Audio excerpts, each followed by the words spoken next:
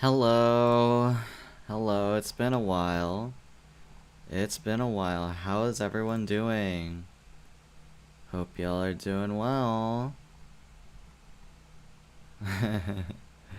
Man, it's been forever.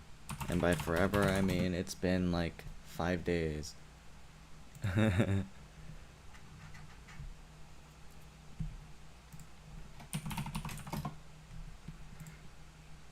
How was the trip? It was great actually. I loved Tokyo. So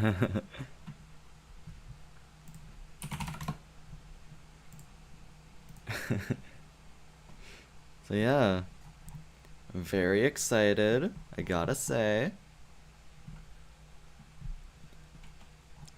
Um, and I'm just gonna be altering some stuff here real quick.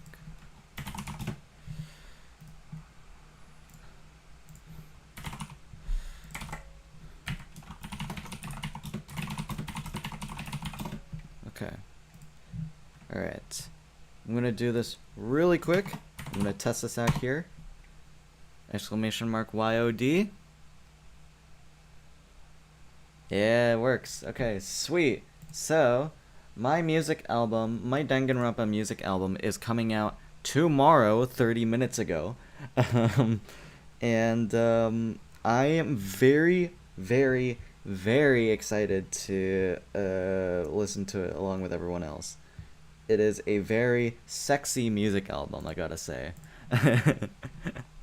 Okay, but let's get into the real screen here. Bah! Hello, hi. Hello, hello, hello.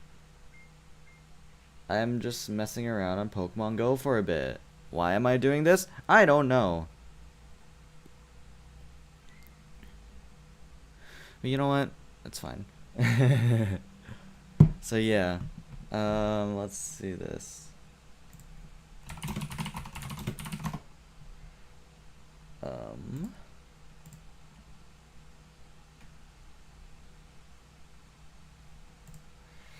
Hi Goober Aki, welcome to the stream. Okay. So chat.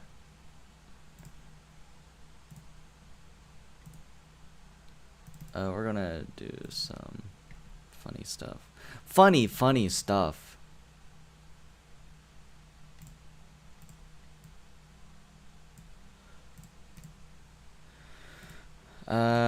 I will say I posted two tracks. Well, not really two tracks, but rather two covers of tracks from Danganronpa. One of them being the menu theme, and then the other being the DR2 theme that's very much associated with Nagito, but it's kind of just the regular despair theme. A dead end to the ocean's aroma. And yeah, I think this track is pretty okay. So let's get into the shiny hunting stuff. Oh man, it's been forever since we've seen this, huh?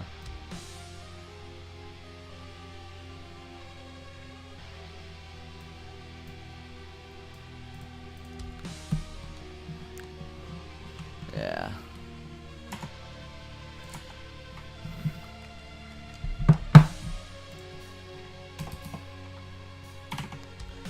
But yeah, how's everyone doing? Welcome to the stream, everyone.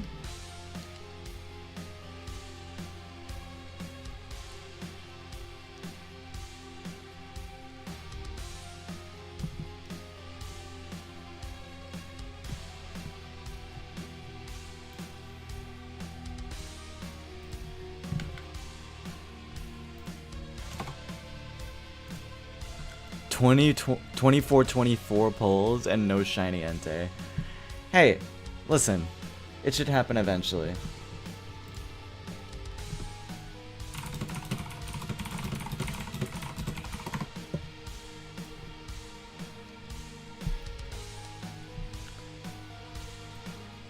My 3-day field trip sucked, but whatever. Oh, I'm sorry. Sorry to hear. I hope this can make you feel a little better. I believe? Bet.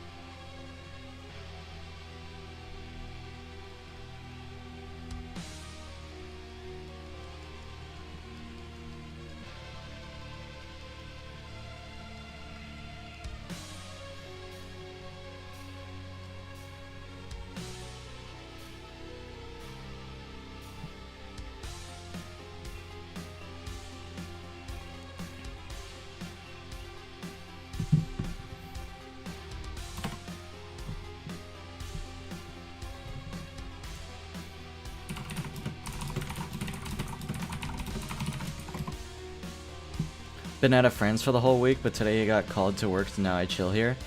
Fair. Trying to get into DDLC right now, and the game is so good. It is a very good game. It is a fantastic game. I enjoyed it more than I did with Pokemon when I initially played it.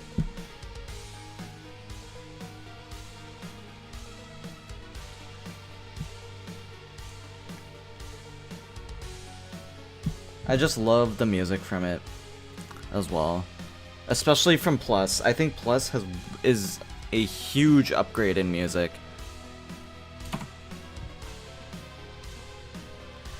Speaking of music, be sure to type !YOD because then you get a link to pre-save my Years of Despair Danganronpa music album. So yeah, be sure to do that, because I'm sure there's going to be a lot of great music on there that people enjoy.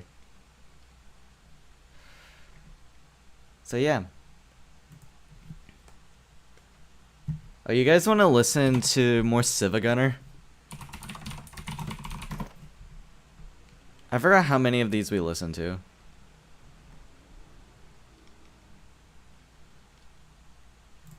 Let's see.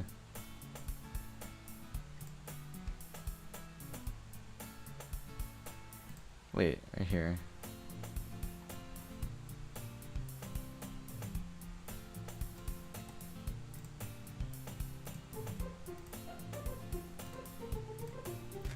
God damn it. Some things just don't change, huh?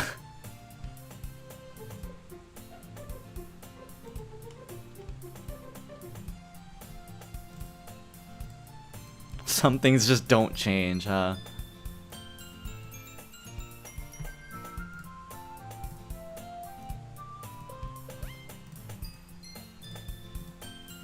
Some things just don't change.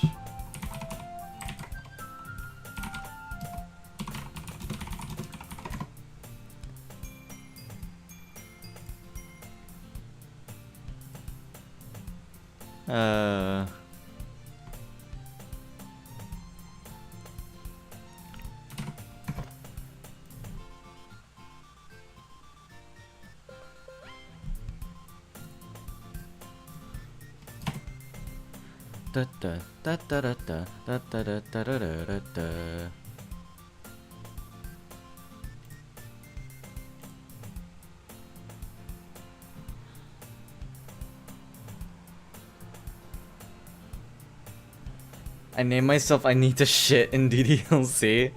Why would you do that? Oh, whoops. Why would you do that to yourself?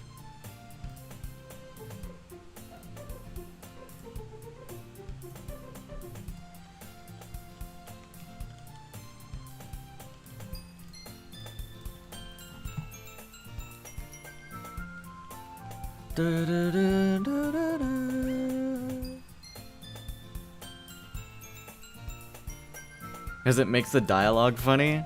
I guess.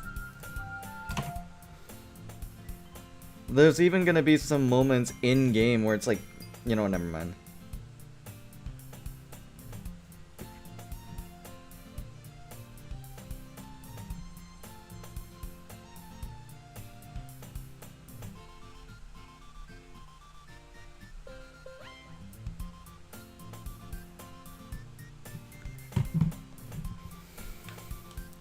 Who's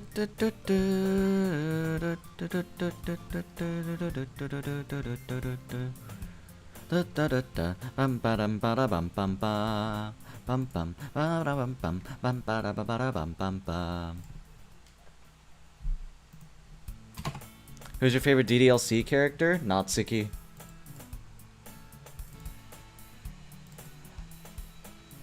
And I'm also kind of just a sucker for the color pink.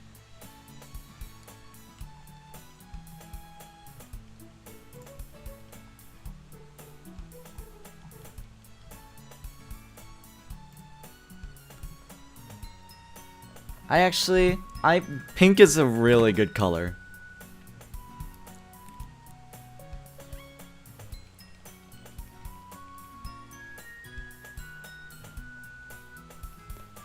You know what? You know what we should do? Hang on. No shot this exists, right?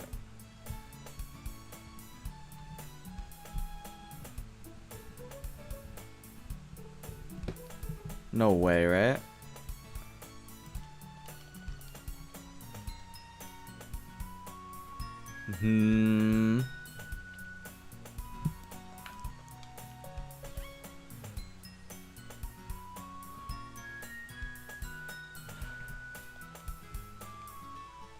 Okay. This apparently exists, right? Apparently, this exists. How? We can make a tier list based on colors.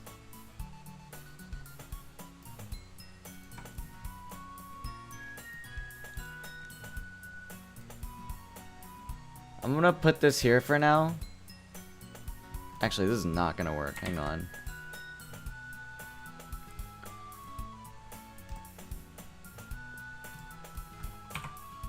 Hang on. Oh, shit.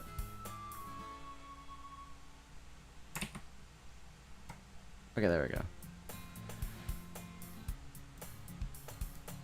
Let's just do this here. Okay. Can we all agree that brown is like an F tier color?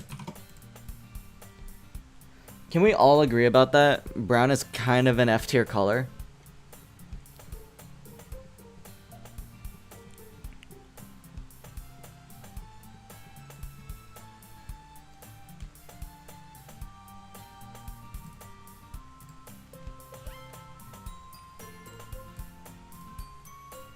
Oh, this is not gonna work. Hang on. What type of brown are we talking about? Perma brown. Hang on. Let me make a separate one of these. Hang on. Where it's this.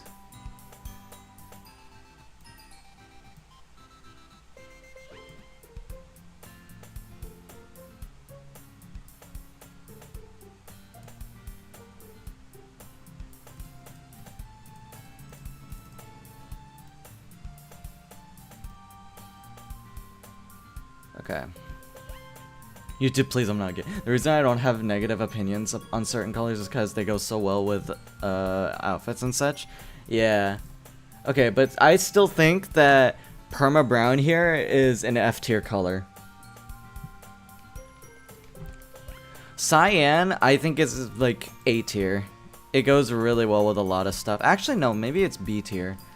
Because like there's some color combinations that look really ugly with cyan.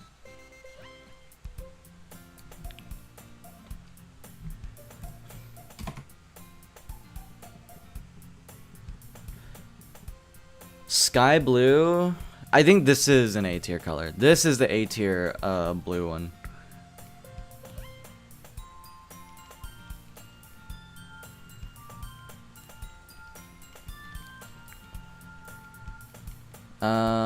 Dodger blue I think is probably similar. It's a slightly darker shade of sky blue, but it's not bad. I really like just the vibrant blue here. Just blue. I love vibrant blue.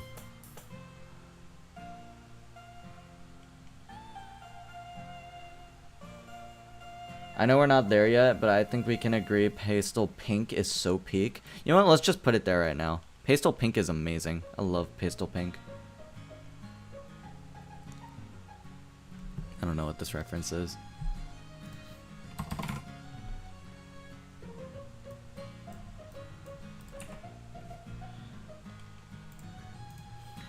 Okay. Purple is one of my favorite colors of all time. Dark violet as well. Although probably a little less so than pink. Fuchsia? Ooh, wait. Fuchsia is such a good color. It's another shade of pink, kind of. But, oh man, that is a vibrant shade of pink. Deep pink I don't think is as good. I'm gonna put that in A tier. Ruby pink is kind of there. Crimson I think is A tier. Red is my single favorite color.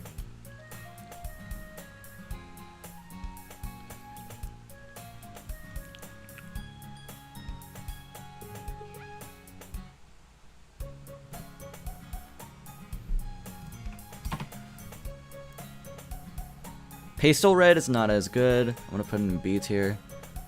Pastel orange is eh. Pastel yellow is something similar. Pastel green is okay.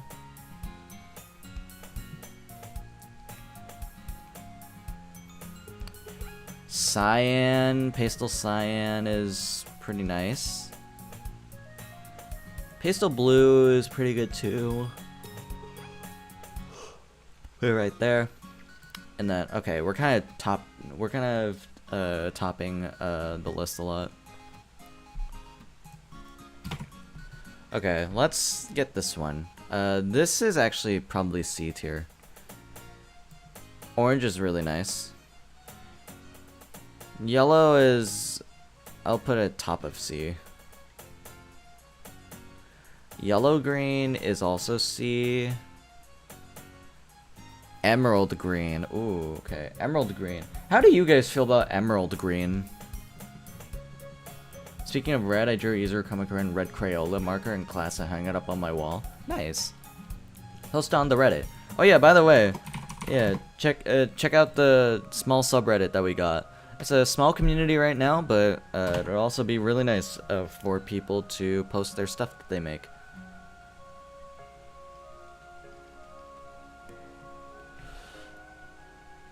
One of the least mentioned colors has gotta be orange.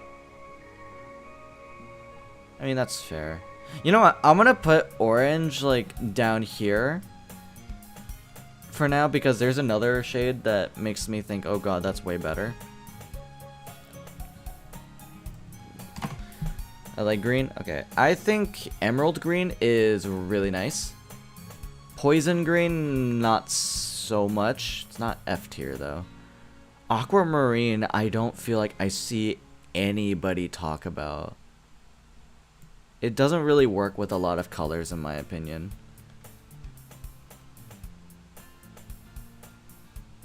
It's also just a really mushy looking green. What is this reference?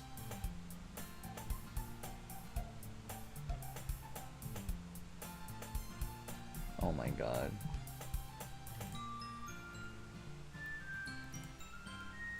Or you like it on certain points? I don't think it works most of the time, to be honest.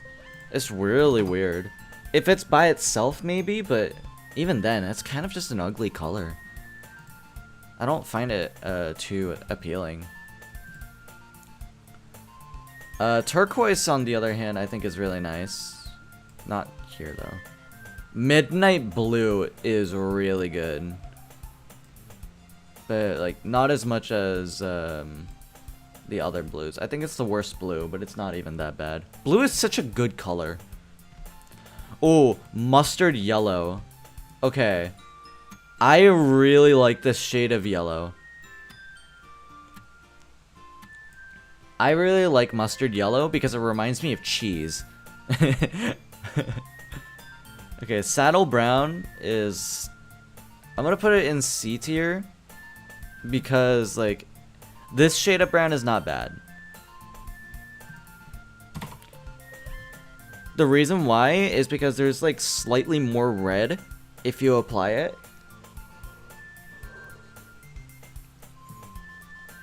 Like, it's basically perma brown, but if you put in a tiny bit of red.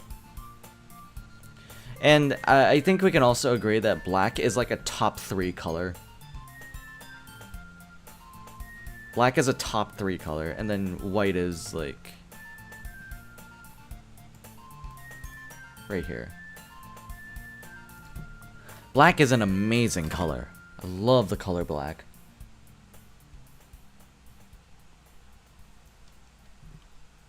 The color black is a metaphor for the darkness that yields in my heart.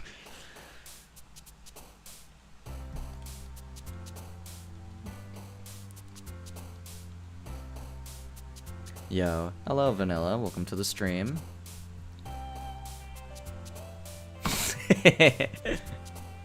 This is Undertale.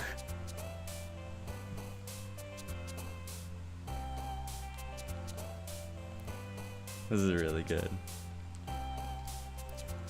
How are you? I'm doing pretty good. I just got back from my trip in Tokyo, Japan, and I had a fun time. So we just did a color tier list, and I think that's pretty nice.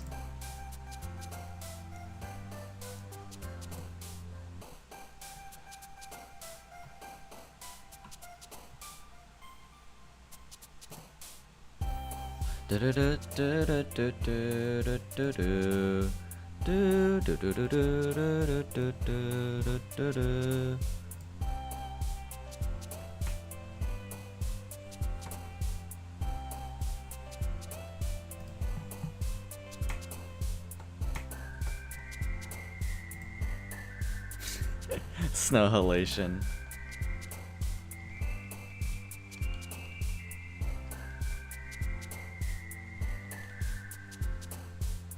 Bum bum ba da ba da bum ba da bum ba.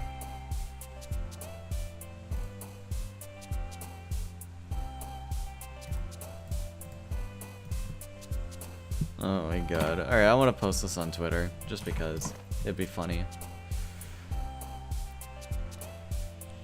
Alright. And it is their problem now.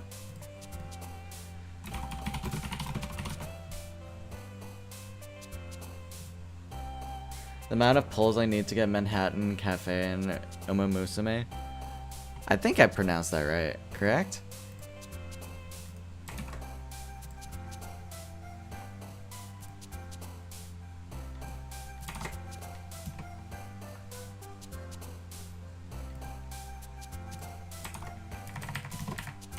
Close enough? Fair enough.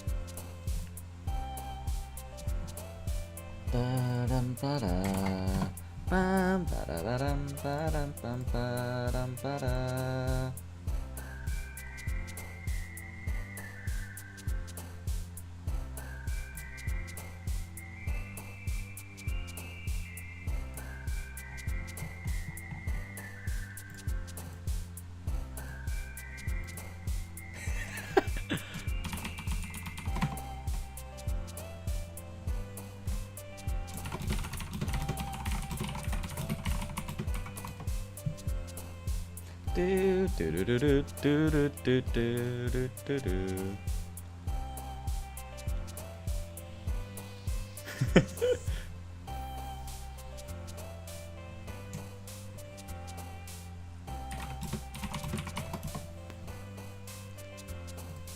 Oh, this shit's so funny. I'm already getting into an argument about it. How medium aquamarine is fucking peak apparently to one of my friends. That's really funny.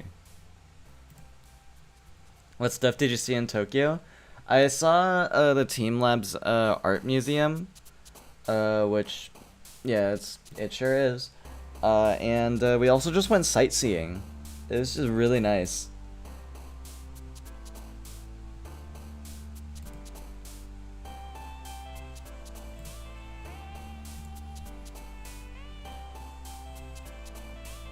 Oh, it's a Christmas one. Merry fucking Christmas, huh?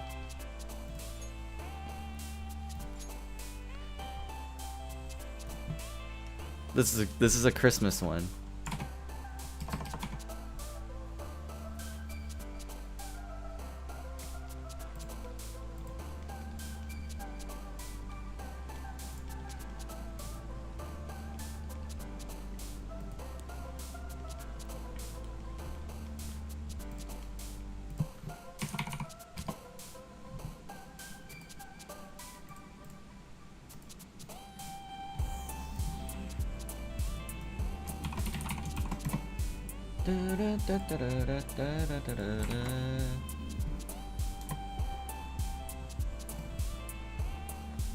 Might get DDLC Plus on my Nintendo soon. Honestly, I think you should just watch it. I think you should just watch it on... Oh, what fun it is to ride on a one-horse open sleigh. Hey, jingle bells, jingle all the way. Oh, what fun it is to ride on a one-horse open sleigh. I think you should just watch the stuff when it comes to DDL Plus. Because I think DDL Plus is, like, not too crazy. It does give the characters more of a happy ending. Well, less happy ending and more of a happy existence. But there's not really much gameplay to go with it, in my opinion.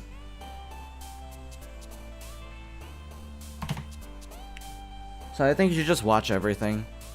Watch everything in relation to DDLC Plus instead. But who am I to say anything about it?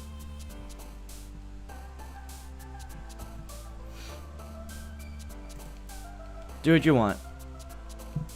It's your decision. You are free to do whatever you want, whether it's to buy the game or watch stuff. I personally prefer watching stuff, but yeah, that's all.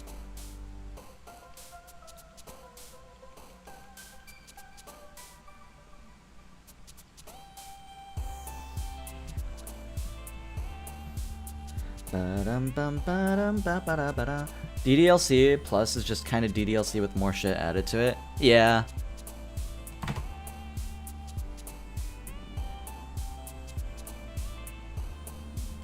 That said, the music in DDLC Plus is significantly better than in the regular DDLC game. Jingle Bell. I can't get over the Jingle Bells bit.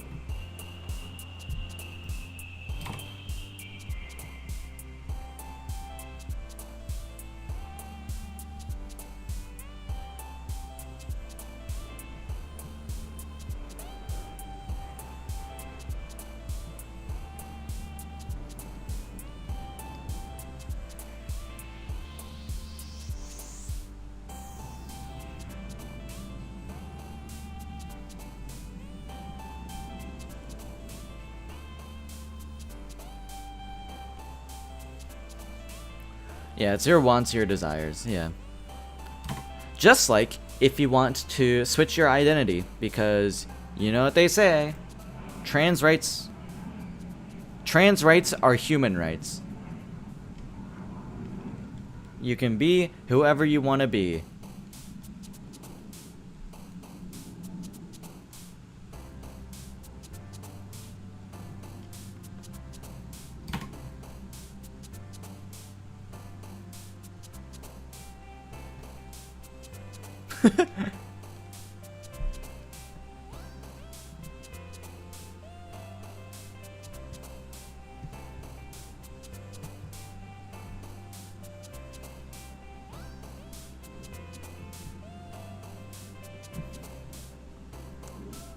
I think this is happy birthday.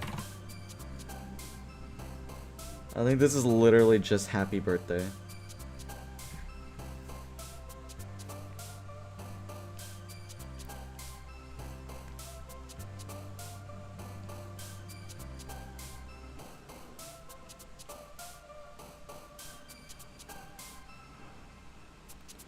Happy birthday to you. Happy birthday to you. Happy birthday to you. Happy birthday to you. Happy birthday to you. Happy birthday, dear someone. Happy birthday to you. Oh, for fuck's sake.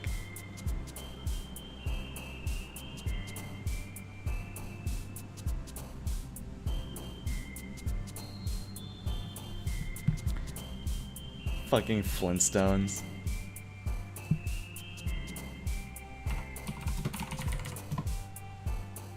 I'm a single non-binary sapphic who's yearning for a girlfriend but sims for fictional females and NBs. LMAO. Yeah. Happy birthday, dear someone. Happy birthday to you. So real for that.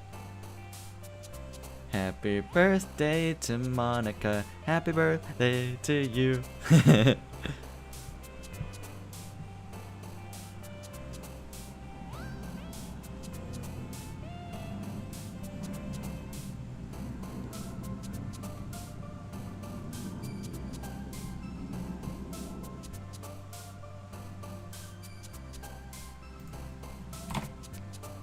The third time YouTube sent me a gay test during the stream. Hey, maybe it's a call.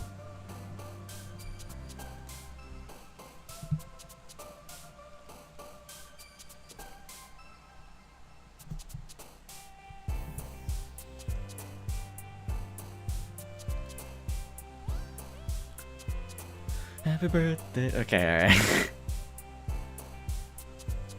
I'm not gay? You're right. Happy birthday to you. Alright.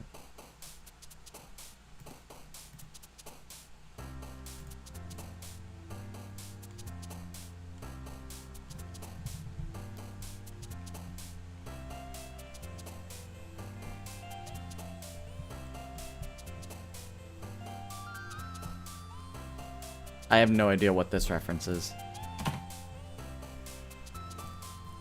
What is this? Huh.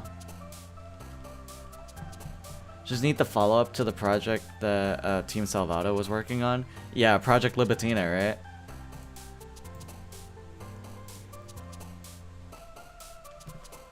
Wait, Aki, you haven't finished DDLC, have you?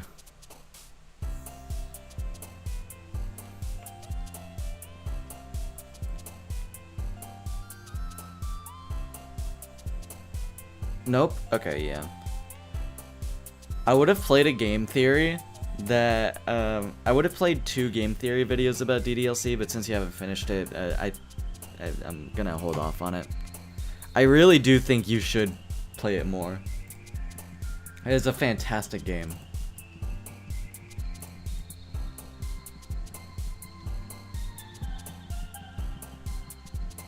Go ahead, I don't care. Are you sure?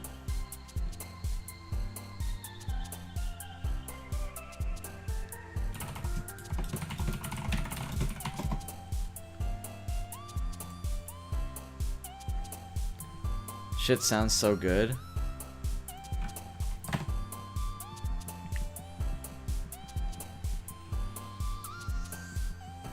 Honestly, the videos are actually pretty entertaining, aside from a few cringe bits. You know what, yeah, let's... DDLC Matt Pat.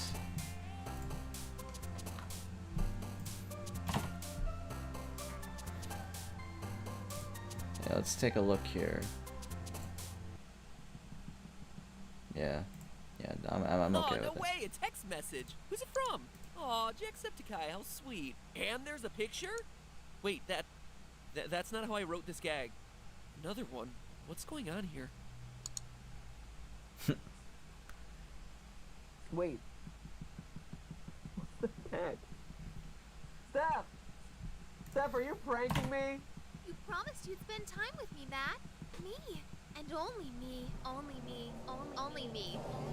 Only me. Only me. Only me. Only me. Only me. Only me. Only me. Only me. Only me. Now let's make a theory together.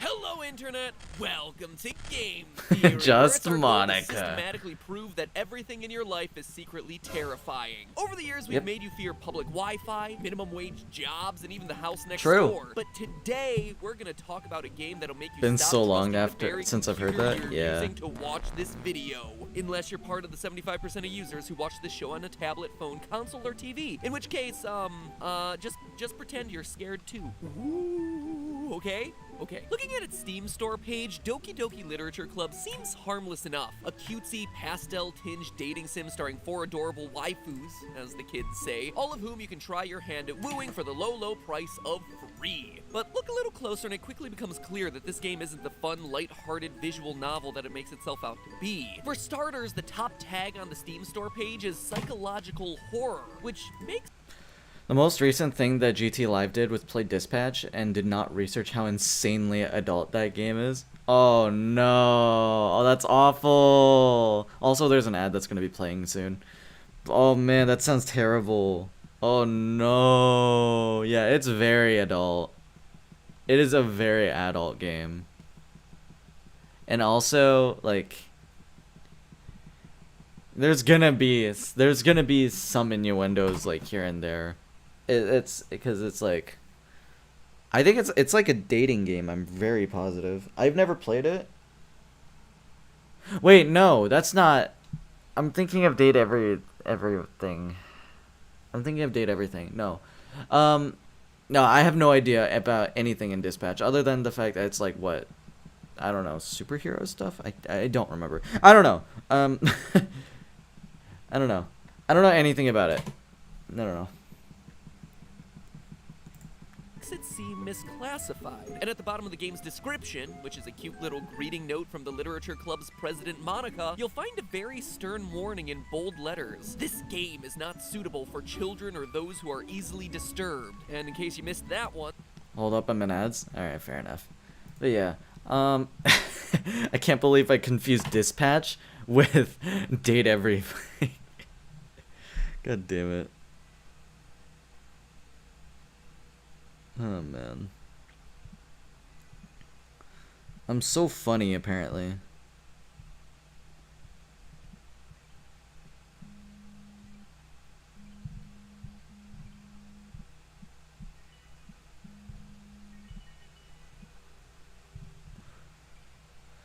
Counting the amount of times YouTube sends me a gay test. This is the 4th time. Oh man. You hate to see it. Okay. But yeah, again, maybe it's a calling. I don't know.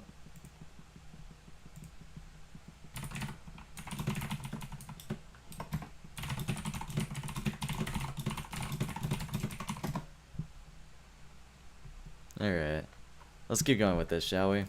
the game greets you with that message yet again as you boot it up. One final reminder that this isn't meant for the faint of heart. It seems like a joke, right? But let me assure you, it is no joke. So in that spirit, this is your last chance to stop watching this video before I spoil the heck out of it. It is without exaggeration one of the best written, most surprising game stories of this year. I agree. It takes about 2 hours of Well, not very of this slow-paced year, visual but novel action before you get to the really good stuff. Play it yourself, you're not gonna regret it, or just watch our highlight playthroughs on GT Live. You'll get the point. Okay, so if you're still here after that and you haven't played the game or watched our GT Live playthrough, which I'm sure is still a lot of you, let me give you a quick rundown. During your first playthrough, Doki Doki Literature Club seems like a normal visual novel with a pretty neat mechanic of composing poems in order to woo the various girls in the club. Your childhood friend Sayori, quiet bookish Yuri, and young aggressive Natsuki. But at the end of your first run, strange things begin happening. It all starts when Sayori succumbs to her depression and commits suicide. suicide. Soon after, she's deleted from the story entirely, and you're kicked back to the title screen. But something is clearly not right this time. As you replay the game, the world begins breaking apart as it tries to move forward without Sayori in it. Eventually, What an you discover amazing game, Club's by the way. president, Monica has become self-aware within the game and is manipulating the game's code, even files on your very computer in a desperate attempt to make you,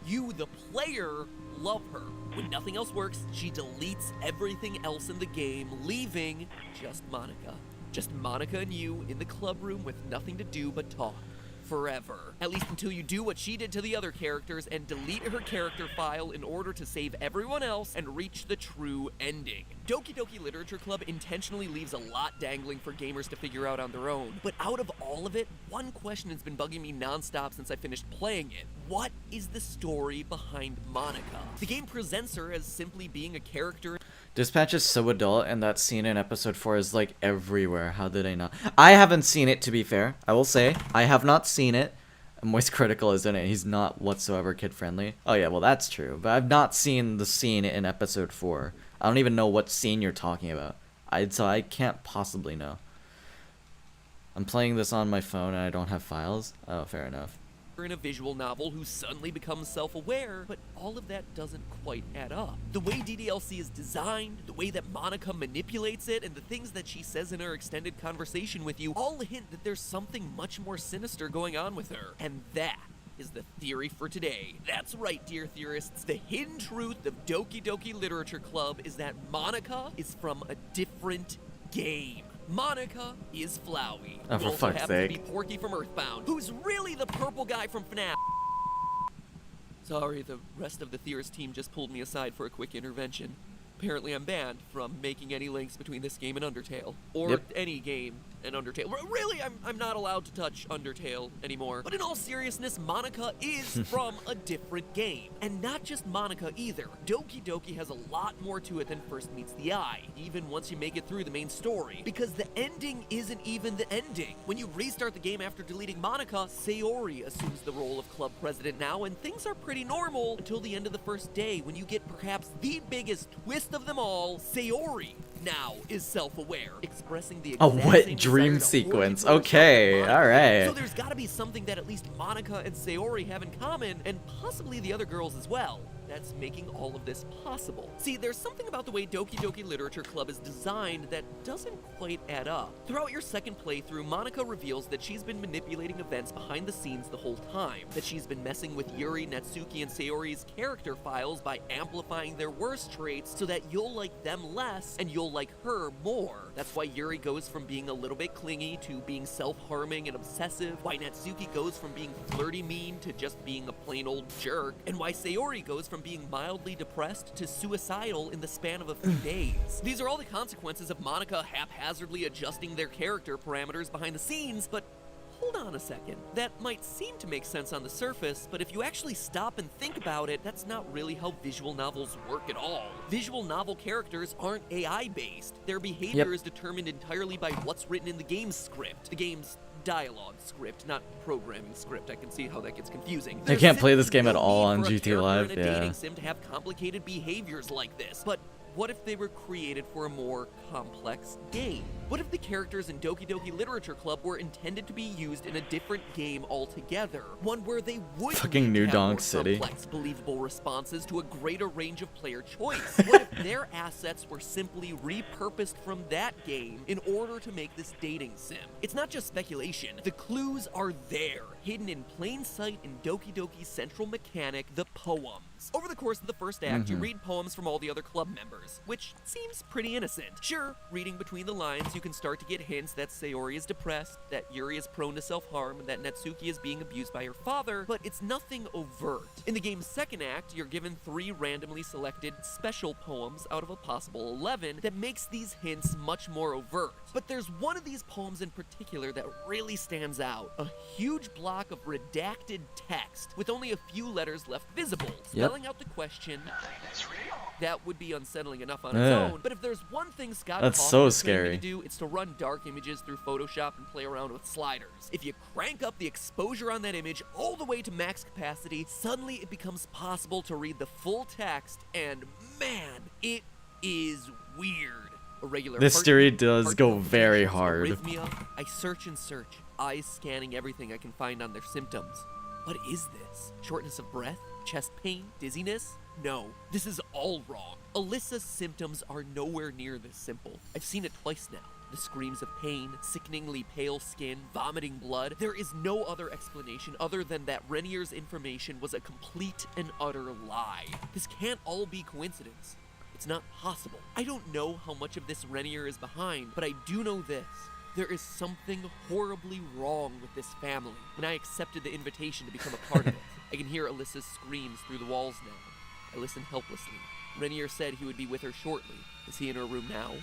Why is she screaming even louder than before? Whoa. Chilling, right? This creepy letter is literally hidden right in front of your face while you play this game. And what's it all mean? Well, those opening lines make it sound like someone who's trying to identify an illness. A regular heartbeat, heart palpitations, arrhythmia are all possible problems of the heart, so it's not so much this person is making a diagnosis, but rather it's someone trying to read the symptoms he's seeing and figure out what the diagnosis is. It's a clinical assessment, which means that the speaker is a doctor of some kind. And notice the words he uses. Their symptoms. It's an illness affecting multiple people. A family, as we see later in the letter. A family that apparently you can join, almost like a cult. It's also Yeah. worth noting that this doctor Sounds who's like a speaking cult. has some degree of detachment from this girl Alyssa, almost like she's a research subject of some kind, possibly part of a human experiment. And when you put all this together, a cult performing experiments on young girls, it starts sounding familiar. We hear about human experiments exactly 2 times in Doki Doki Literature Club.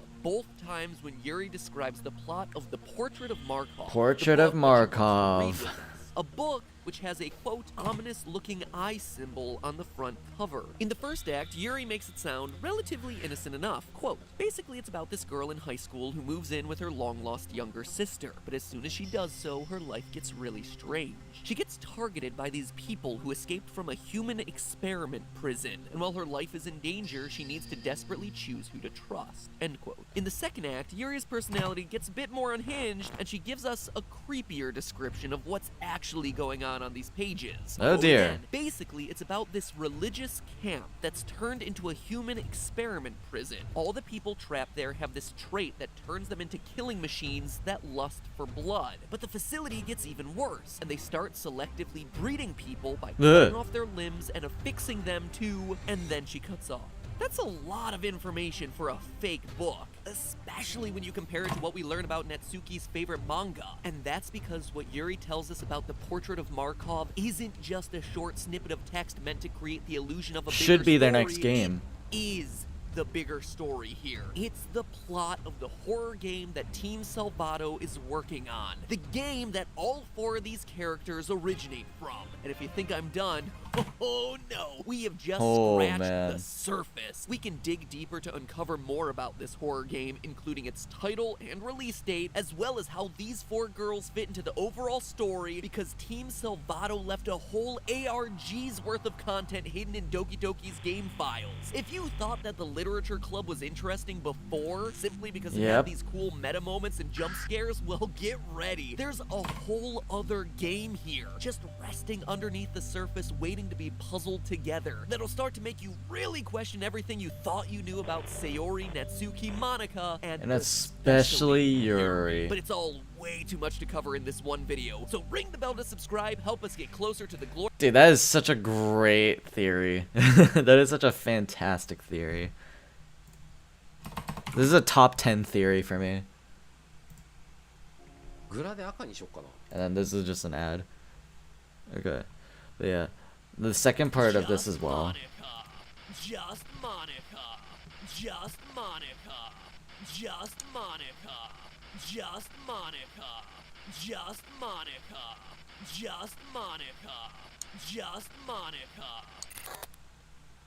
I forgot to save my So last DDLC time game. we began Oh covering dear. the creepy hidden mystery of You should not have deleted me, Martha.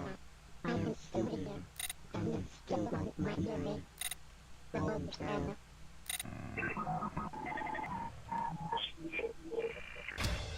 Hello, Internet! Welcome to Game theory, and my apologies for any technical difficulties we may be having during this series. So in part 1 of this theory, we started to unearth a horror game hidden underneath the cute This is facade such that a is good the theory. literature Right club. here is We found an a letter amazing in theory. plain sight alluding to human experiments and cults, all topics that appear in Yuri's book, The Portrait of Markov, a book that just so happens to have a mysterious eye on the cover. This all led me to concoct a theory that the 4 girls from the club are actually characters from another game. A horror game, in fact, being produced by Team Salvato, and that this is the reason that Monica turned sentient in Doki Doki. Her AI isn't meant to be contained in a mere visual novel game. Just a monkey. Really start to go off the That's rails really as we funny. dive deeper into the Portrait of Markov mystery and cover the game. Can we get a within this monkia game in the chat? itself hiding a third game. Oh yeah, and by the way, if you thought Monica was bad, well then, you should start getting really scared of Yuri.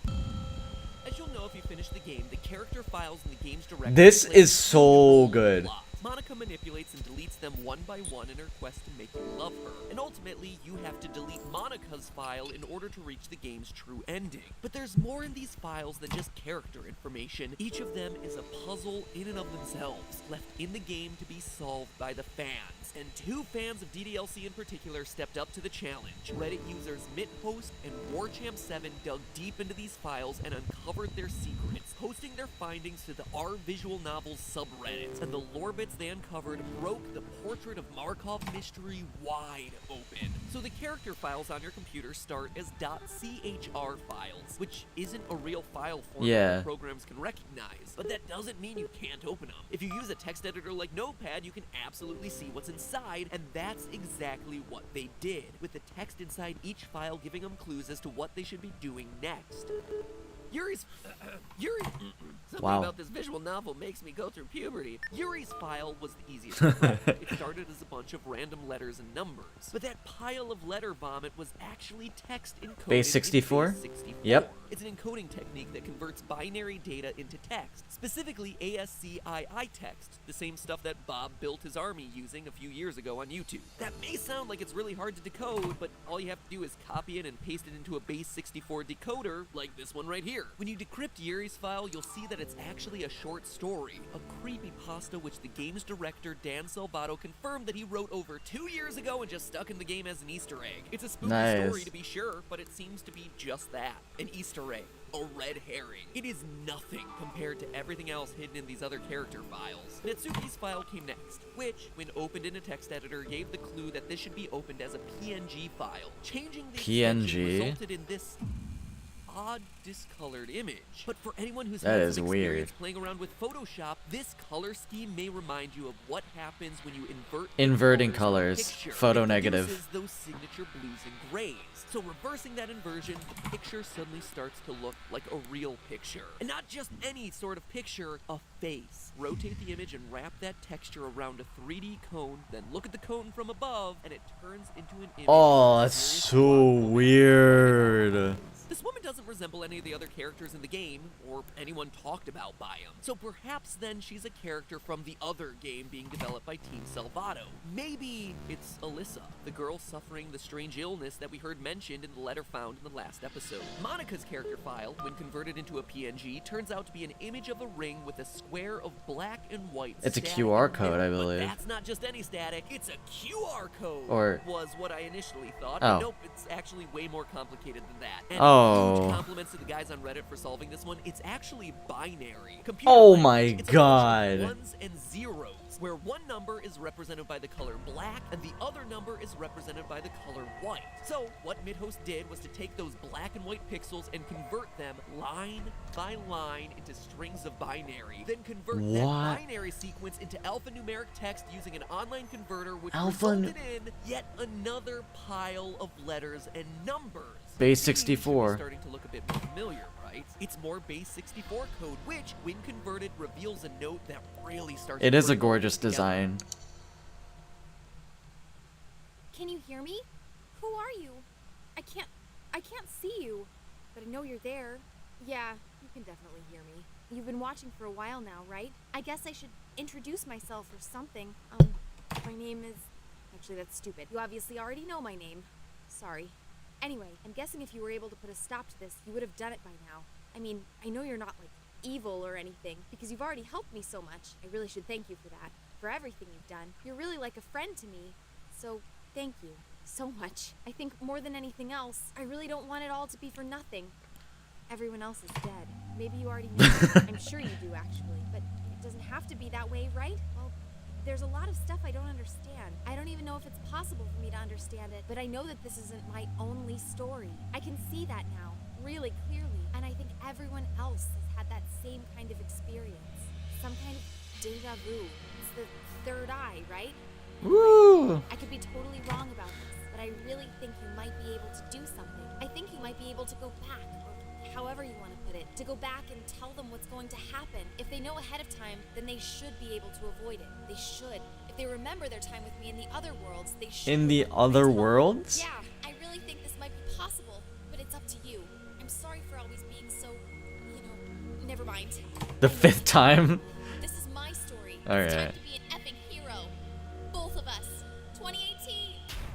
2018, by the way. That is a lot to unpack, so let's get to it. First, it seems pretty clear that this was written by Monica, as evidenced by the "you've been watching me for a while now" and "you already know my name" lines. It also seems to be written after Doki Doki's true ending, where she destroys the game. Notice how she comments that there's something you as a player can't stop, something that's killed everyone else, which is why she destroyed the game in the first place. But now come the bizarre parts. She says that she's experienced Oh, it's so dramatic. deja vu and that this isn't her only story, supporting the idea that she's coming from somewhere else, perhaps once again a different game. Whoever, It's not okay, just her can I either. say, hang on, who's the editor for this?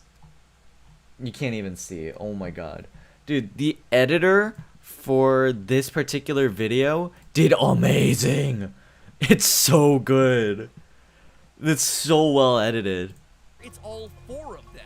Quote, everyone else has had the same kind of experience. It's But most almost exciting 2026, is that yeah. perhaps we as the player can, quote, go back and tell them what's going to happen. If they know ahead of time, they should be able to avoid it. Meaning that we're going to be tasked with trying to jog their memories, or that in this new game there'll be some sort of Easter egg calling back to the events of Doki Doki. Quote, if they remember their time with me in other worlds. Other worlds, like other games that these characters have been used in. That maybe we can do something in these other games to warn the girls and prevent Doki Doki from ever happening in the first place. And the conclusion is pretty much the most blatant. Team Salvato has another game coming in 2018, and in this game, Monica isn't the villain, she's the hero. Of everything in Monica's letter, though, one reference in particular really stands out.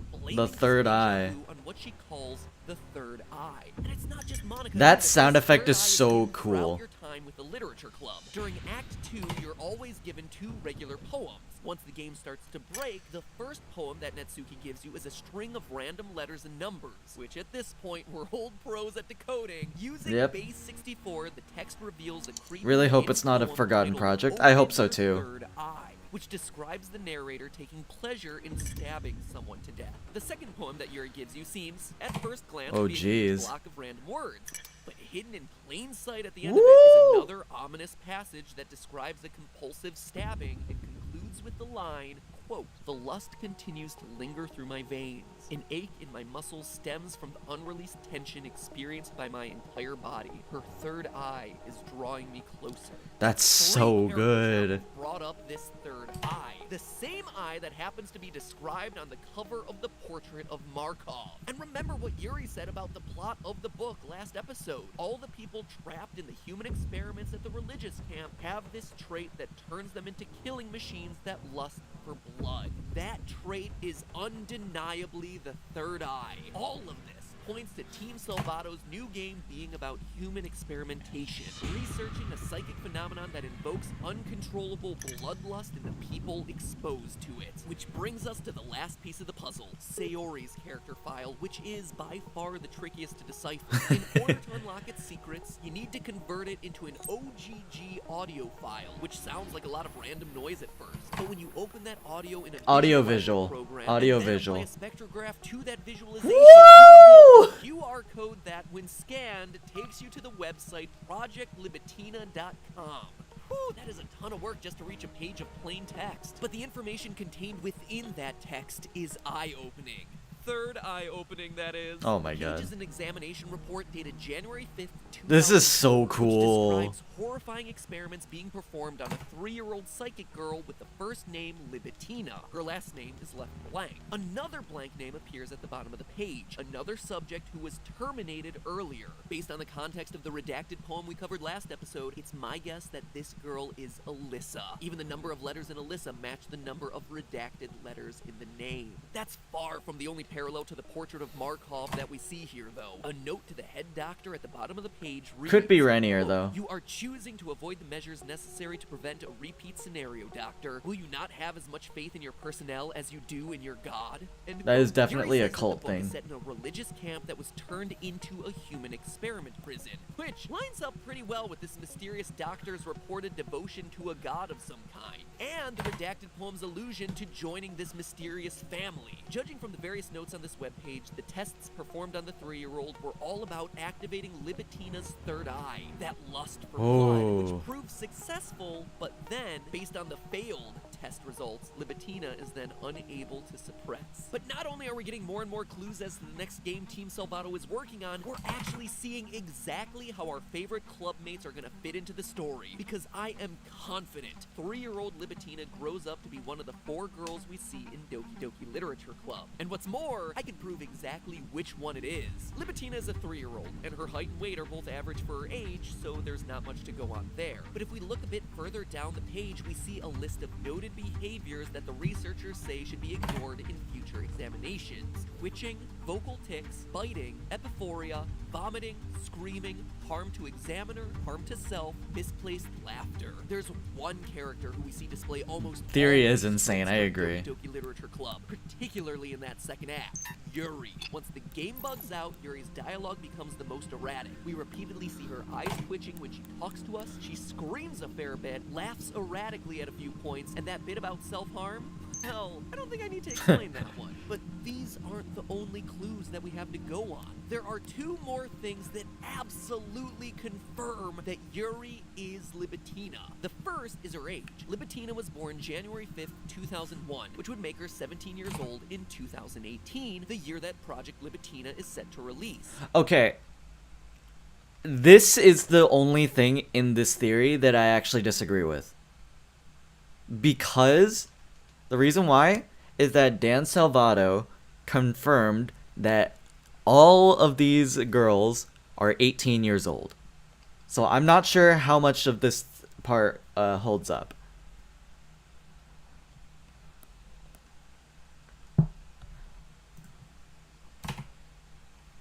Maybe it's like a thing, it's like, oh, they did this in the past or something, but I don't know. I'm not sure about this.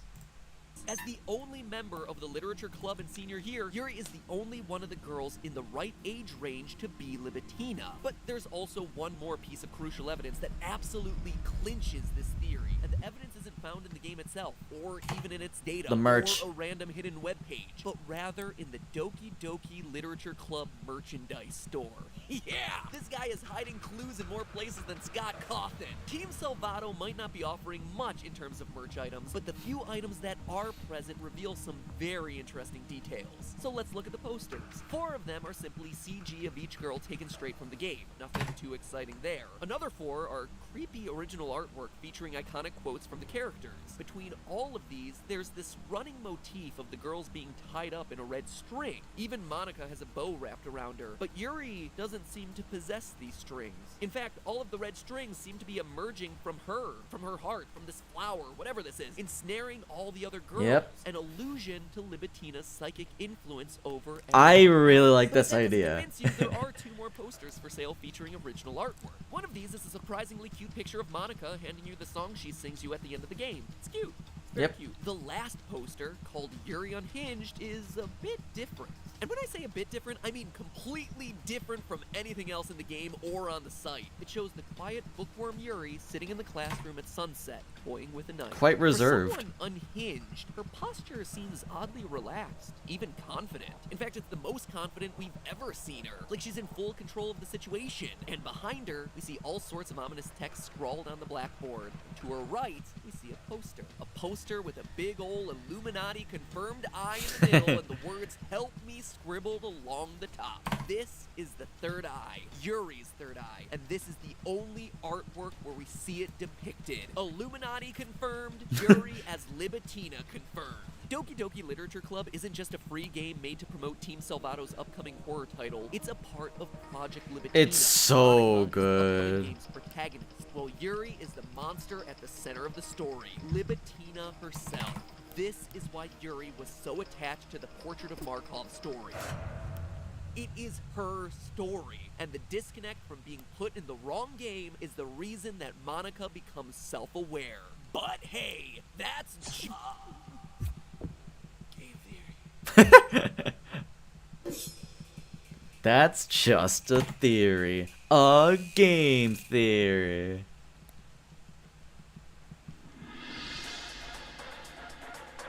But yeah, what an amazing theory. That is such a good series of videos. Oh my god. Yeah. Ugh. What a fantastic amount. Okay, what should we watch now? Anyone got any ideas or any music tracks that people want to listen to? Also, there's gonna be some ads playing on Twitch for a bit now, so.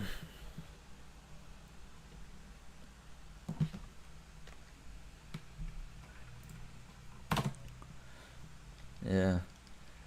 I think the craziest part of this is that you can still go to projectlibitina.com. You can still go to this, right? Yeah, you can. Oh my god. You know, look at this. Look at this here.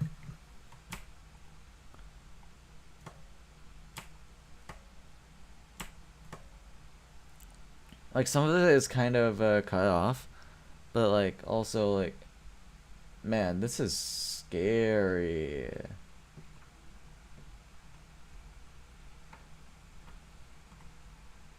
Some scary shit.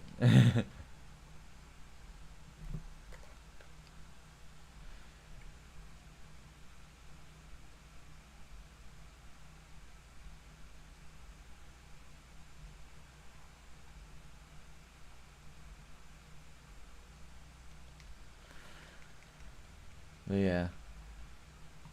Anything we want to listen to right now?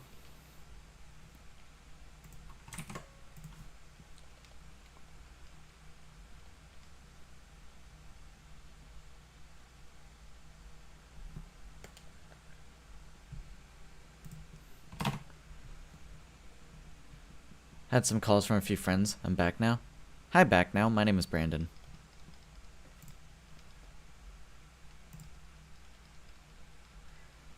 Do do do do do do do do do do do do do do do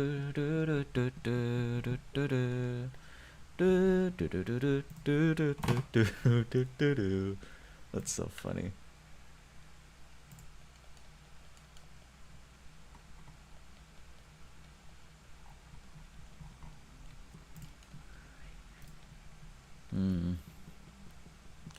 Let's just listen to some DDLC plus music again. That's it, because those are some amazing tracks. Actually, I wonder.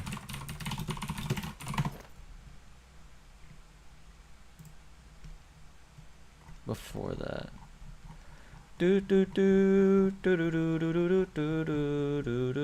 Okay, they did make these. Okay. Let's see if they made any references.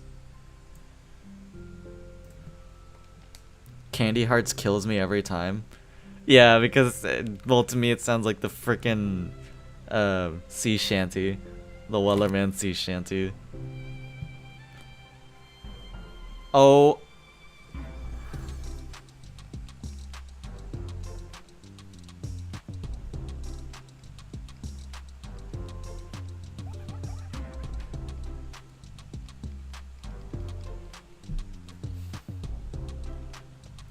Please tell me someone knows what this is.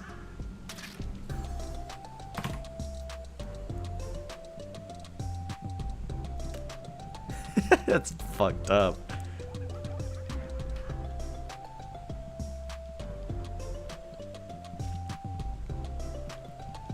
Among Us? Yes, this is Among Us.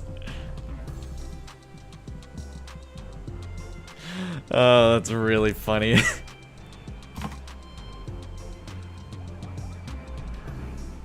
There's a Monica Among Us.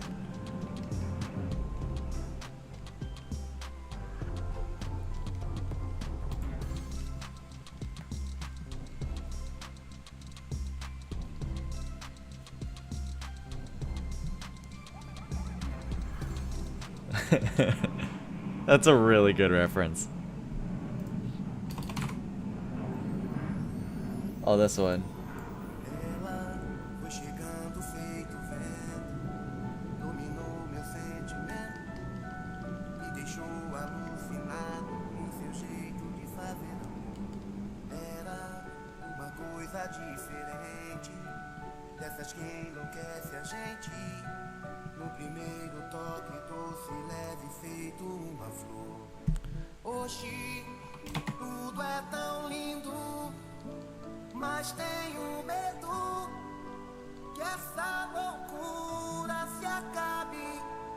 Eu não quero sofrer, nem viver por viver, você sabe.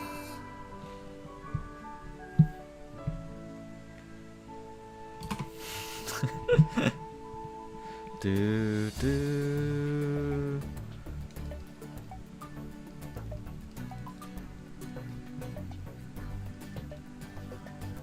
Olha, hoje como está mudada, já não quer saber de nada, não pergunta a hora que... It's a Brazilian song, I'm pretty sure. Oh god.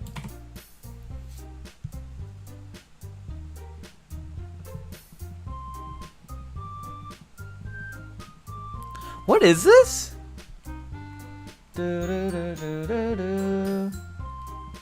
Oh, it's Club Penguin.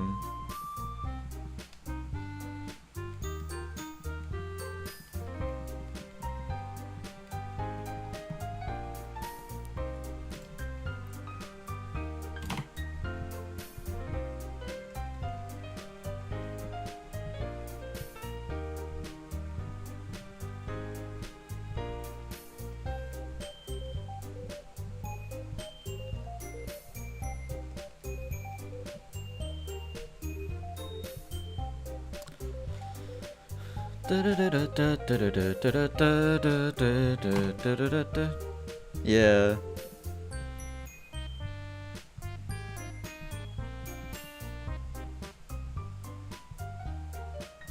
Natsuki, my goat. Yeah.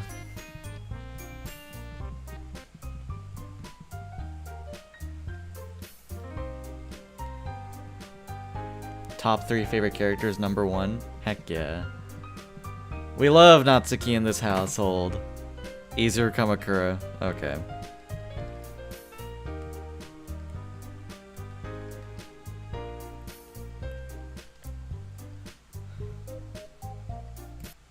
Alright.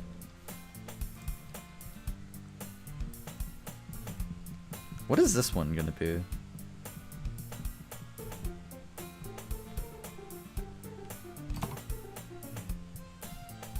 I don't know what this is. Whole World and You by Tally Hall. I don't know what this is.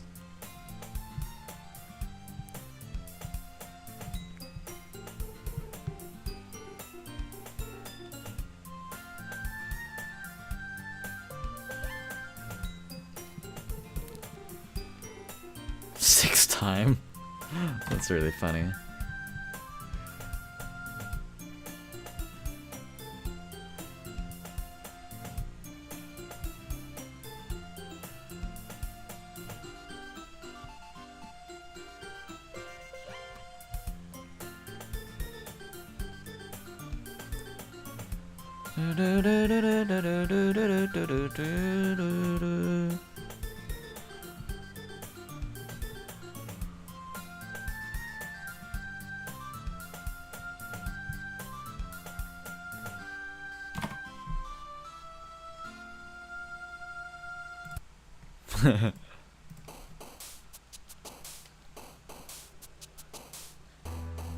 Three, 4, 1, 2, 3, 4, 1, 2, 3, 4. How does this go?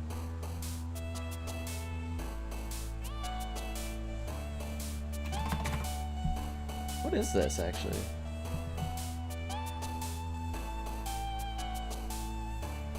That's how the world works from Bo Burnham's inside. No wonder I don't understand it. It's Bo Burnham.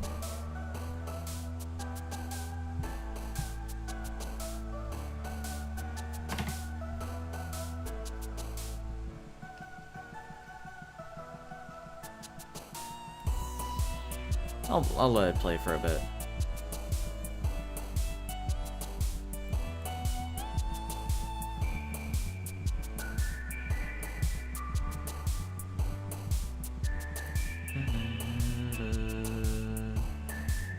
Do do do do do do do do do do do do.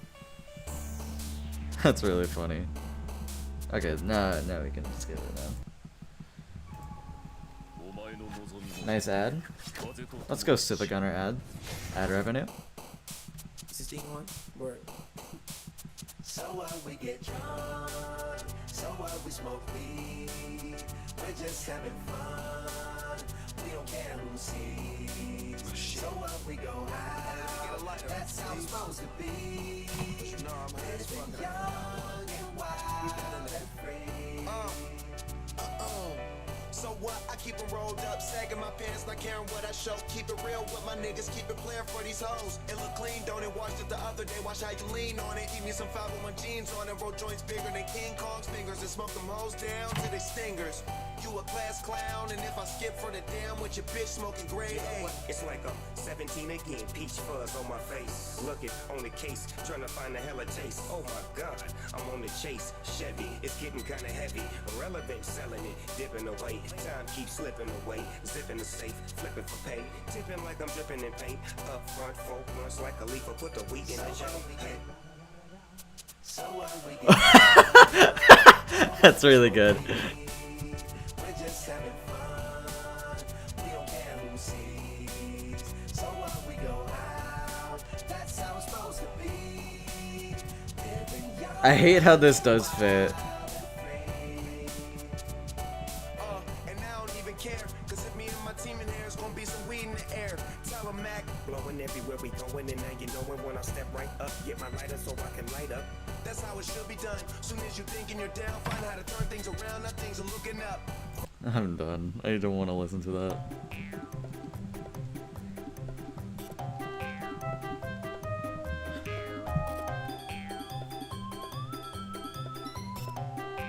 Kevin!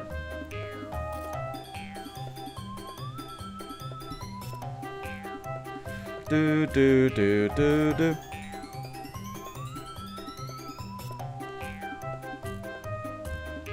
That's really good.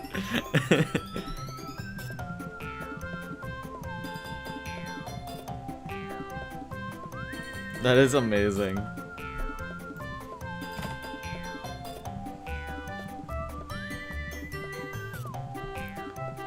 Do do do do do.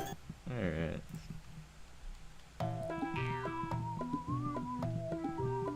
What is this one? Welcome back, Kato. According to the game, there's a 4.13% chance that during the argument between Yuri and Natsuki in Act 1, Sayori will lose her cool, trying to auspicize and call them fuck asses. That's so good.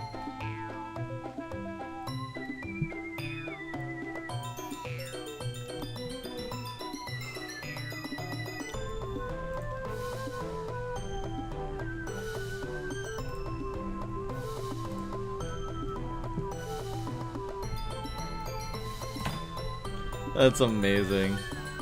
Haha, the test called me Arrow Ace. Let's go. Yes! Let this fucker know the score, Jade. Shut up!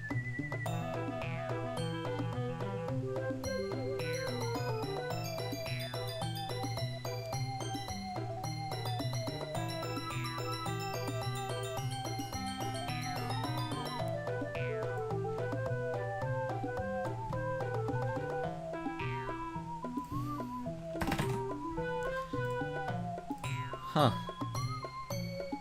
I'm not gay.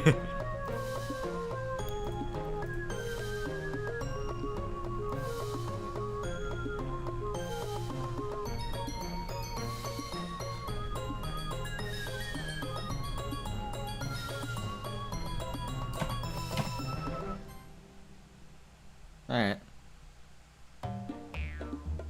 What is this?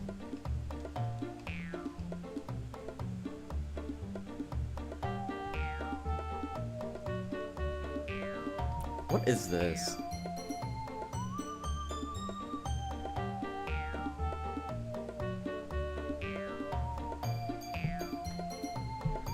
I don't know what this is.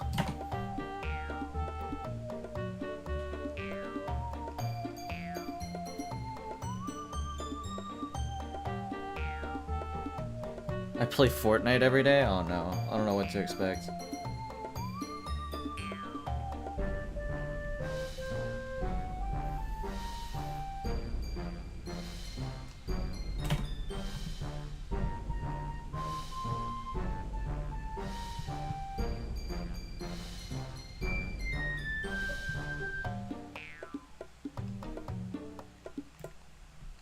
Alright.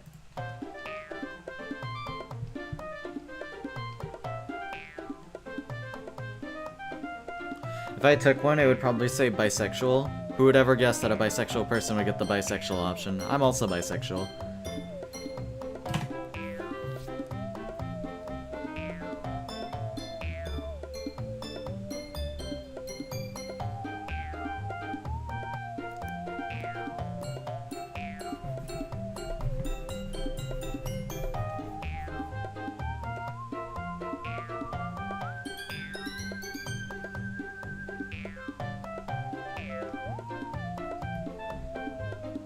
I don't know this.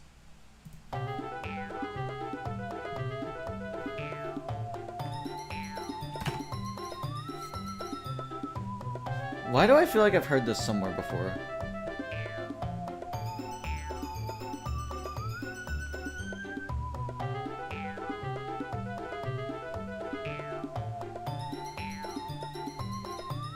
I don't know this one.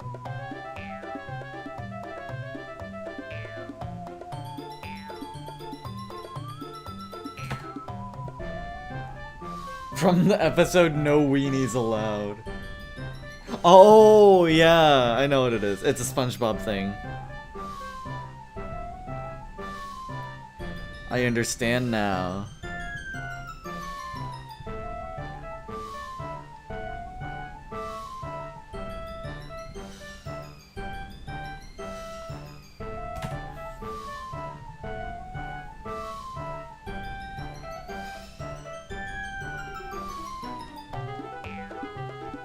It's really good.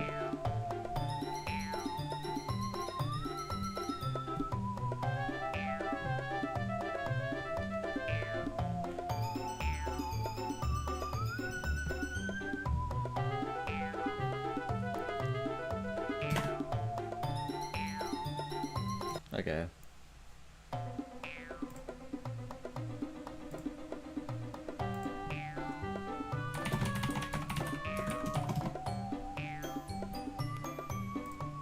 What is this?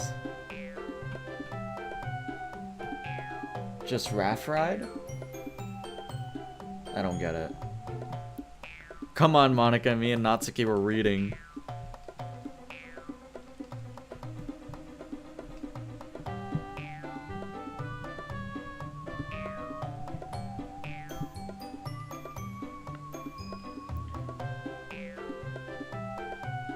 Identify as sapphic just in case. It might be bi. I feel like a lesbian, but I don't know. Sexuality is wacky and I might be personally fluid for me. Yeah, that's fair.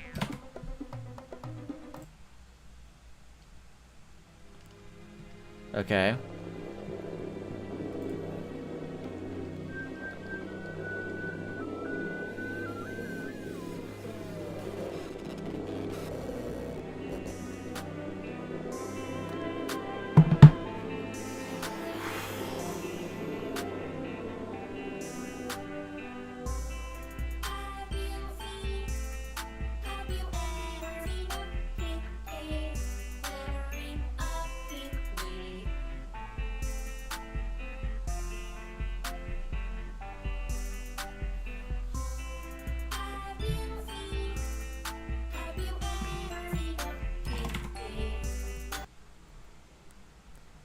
That is disrespectful. That is disrespectful. That is fucked up. That is such a disrespectful rip. Oh my god. Oh my god. That is amazing, but god damn, you're fucked up for that. Oh my goodness. Nope, I don't want to listen to that anymore.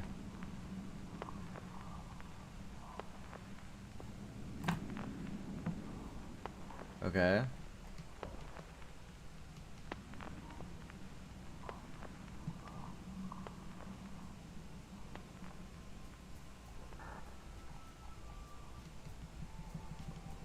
What is happening?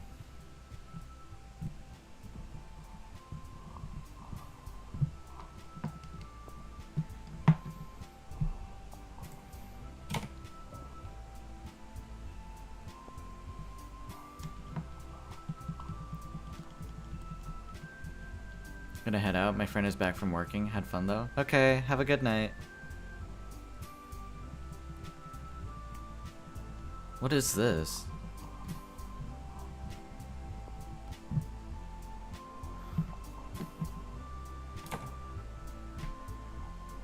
$8:04 best part as expected. Ah. What is?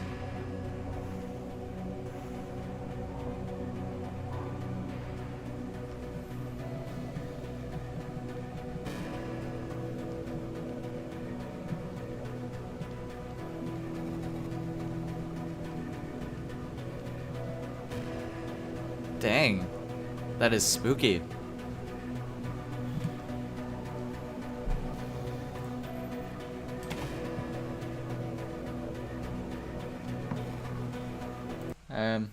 I think I'm okay.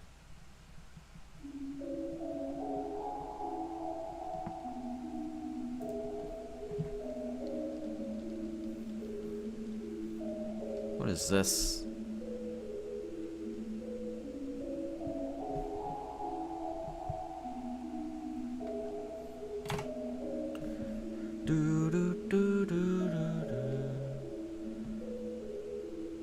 That was really close to the Among Us trap remix at the start. Oh, it's Juice World.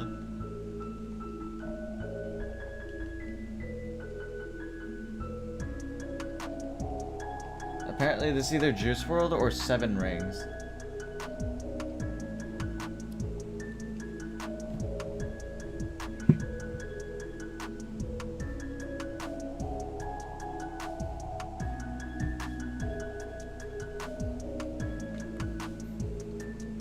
Wait, this goes hard though.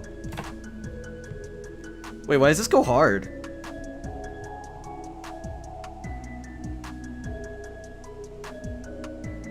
Wait! Wait, why does it sound so good?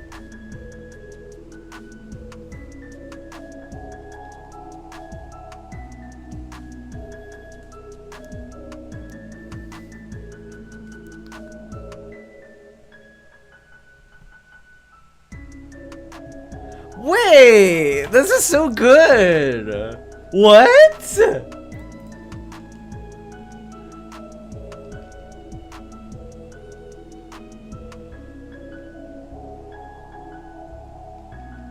Oh my god, wait, why does this sound amazing?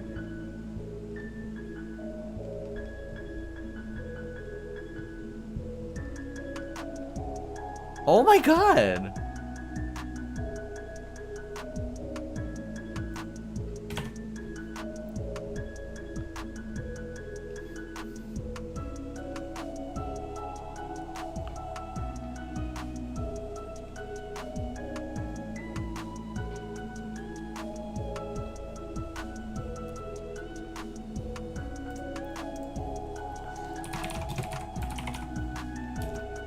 Wait, hang on. I'm gonna search up some lyrics.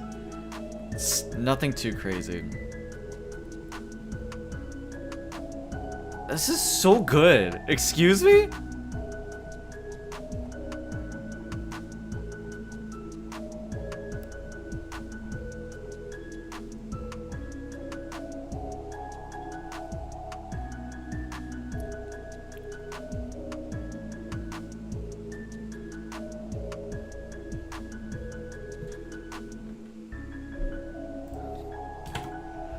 Wait, I actually really like that. I want to play that again. Reload that thing.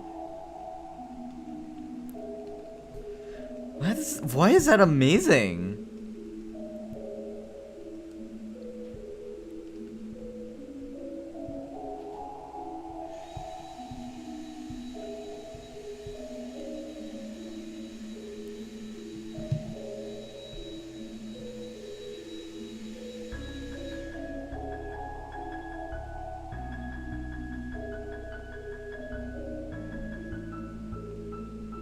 This is definitely not right, but I want to try this. That's so good.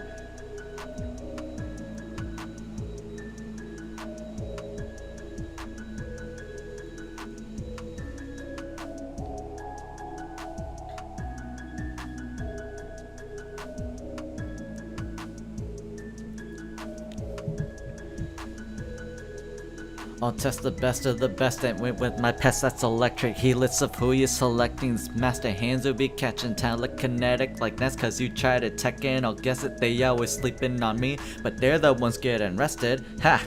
Welcome to the ultimate tourney. Look, every single fighter's returning, and you can't hit shit cause your boy Wits did it. Which time is it confirming? Just like the Grinch cause it did you dirty. I'm a Charizard, I'm a spit, it's burning.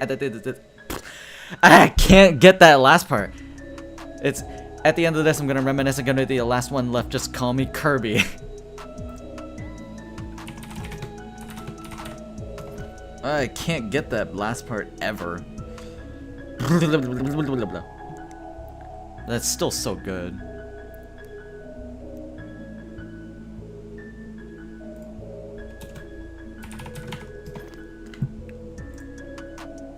Oh man, wait, why does it go hard?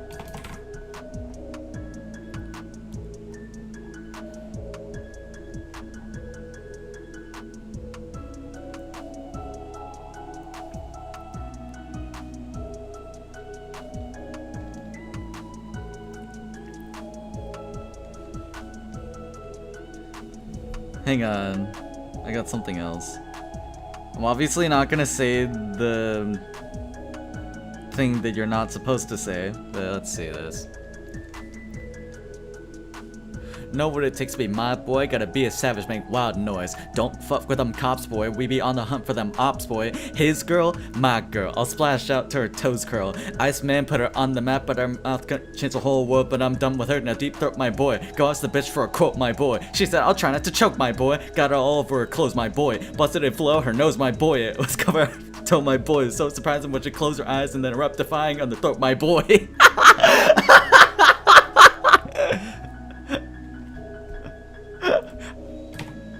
Oh my god. So how are you? I'm having the time of my life right now.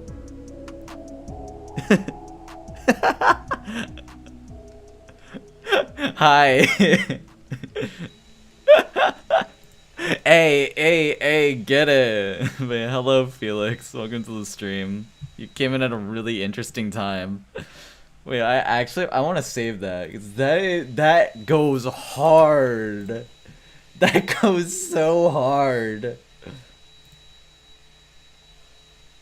Oh my god.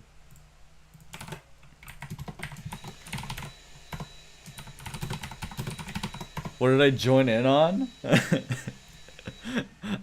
Fucking listening to weird shit on Doki Doki Literature Club stuff, but that's we just listened to something hard, man. I'll save you a plate at the cookout. Yeah, cause I fucking cooked, man. This is not my lyrics, just to get that on the record. Rest in peace, Etika.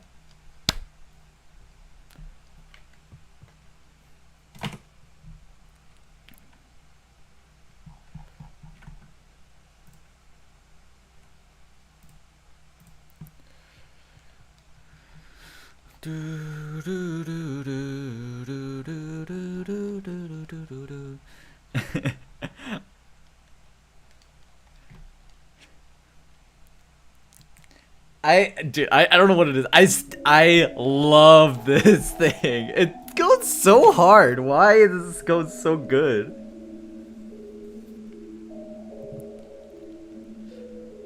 It's also a black joke. We were inviting non-black people we like to the cookout. Oh hell yeah! It's just like, hey, you a good man. You a good guy. You a good guy. That's the thing I've heard. I don't know why this goes so hard.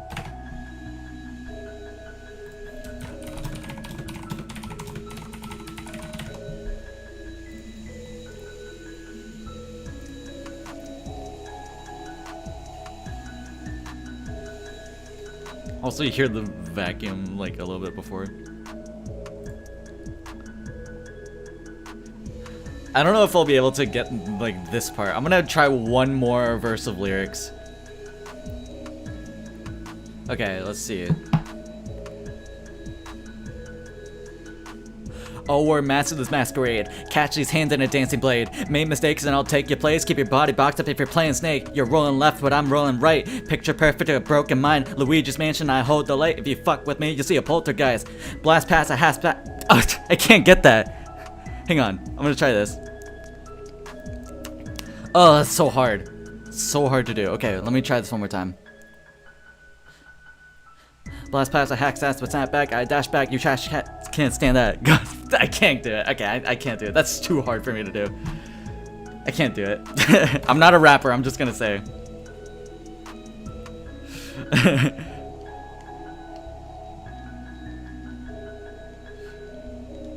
Let me try this. Let me try one more instead. Thought the cipher wasn't gonna have beatdown off your rocker, we must be. Haters wanna put in stupid opinions, but only Game & Watch can judge me. Ring the alarm again. I'm back with the bars again. I'm Sonic, I'm swinging my arms again. Bringing more heat than a cardigan. Shizzy was right. Me and the chauffeur are the Mario brothers. We. Okay, yeah. I'm not doing this again. I'm not a rapper. I'm just gonna say I'm not a rapper. I'm a metal singer, but I can do rap battles every now and then. I fucking like. That shit was trash. Okay, but seriously though, why does this go so hard?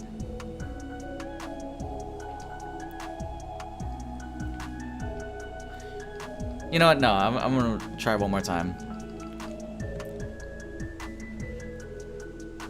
Still not awful. I've never really been though. Flowing up because of leaf spin though.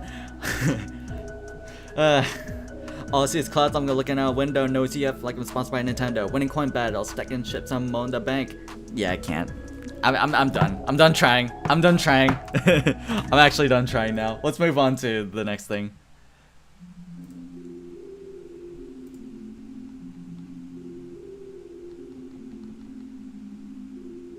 What is this? Spam W's in the chat? Oh, come on, dude. What is this?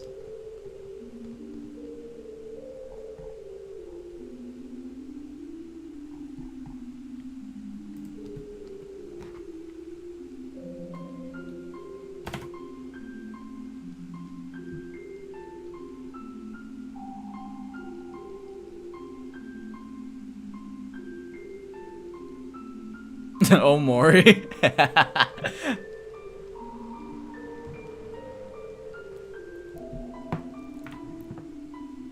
I know that's Omori.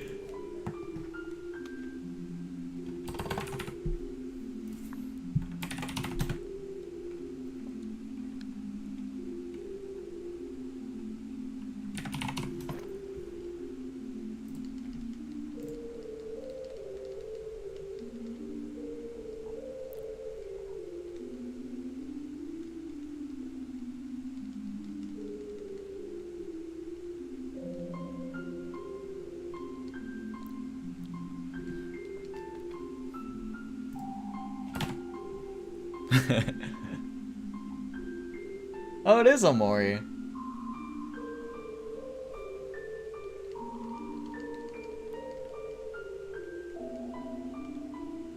Happy Omori Day, also Lost Library rip appreciated. Okay, this is Lost Library apparently. Nice. Good on you for recognizing that. I tried to tell you how I feel, but I can't find the right words. Maybe he can. Weird Al Yankovic! Homer, Marge wrote me about what happened. And as soon as her check cleared, I was on the first reason. This is not an ad. Did you ever get the parody songs I sent you? Yes. Which one was better? Living La Pizza Loca or Another One Bites the Crust? They were pretty much the same, Homer. Yeah, like you and Alan Sherman. Now here's a song I wrote for you.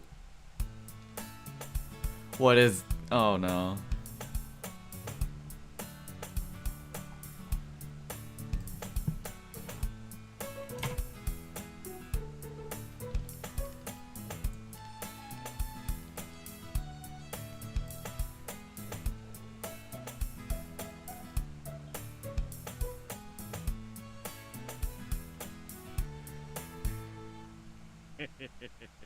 It would take a man of stone with a funny bone of steel to resist that. Would you at least let me take you out on a date? I don't know, date a chick with kids. Dad! Alright, alright.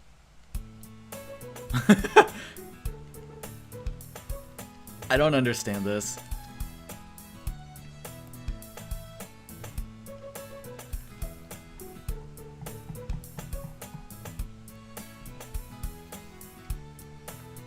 Weird Al, say ya. What? Okay, alright, I'm done with that.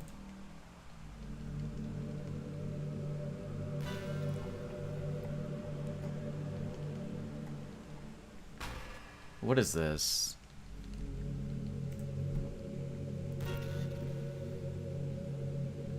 What is this?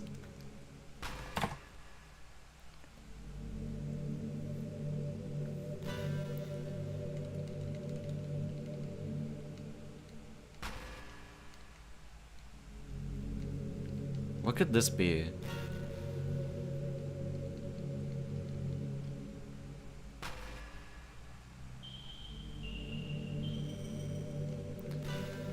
Have a billion things to do today, but instead I'm watching, playing DDLC and watching stream. Oh, I appreciate it. But also, you should be productive.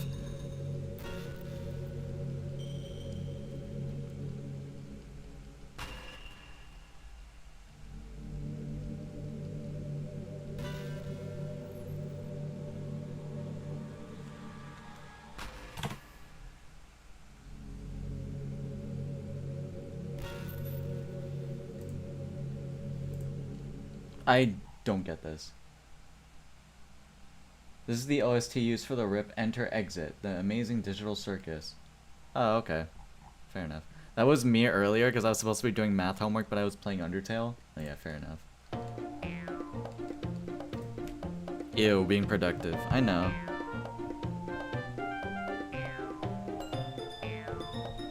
What is this?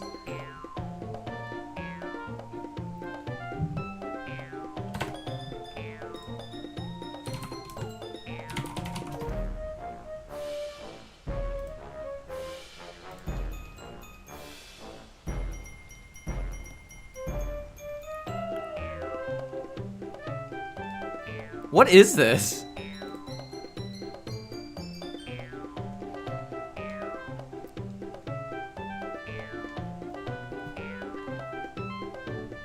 I'd rather use Urukamakura instead. What the fuck is this? What is that? Oh, it's stingy. Oh.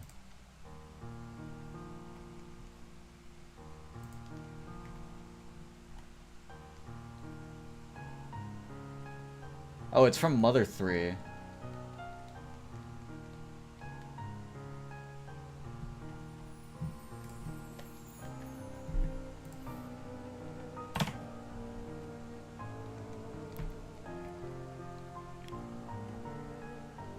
Alright, anyways.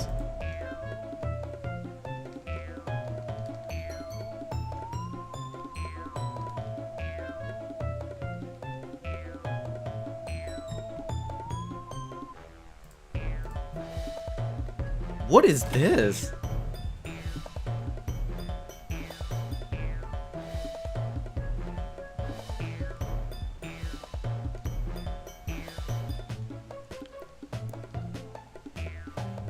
What is going on? I don't know what that is.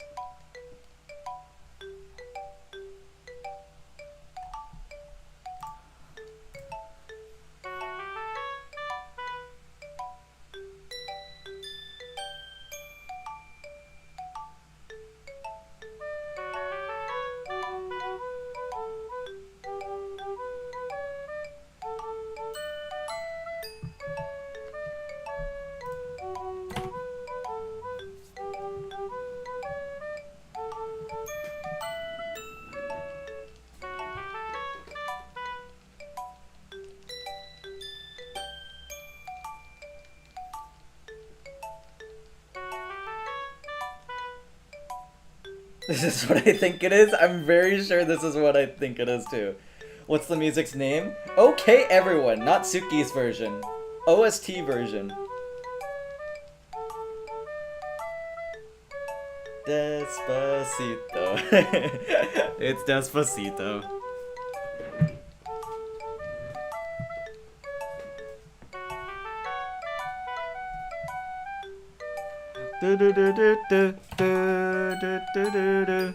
It is Despacito.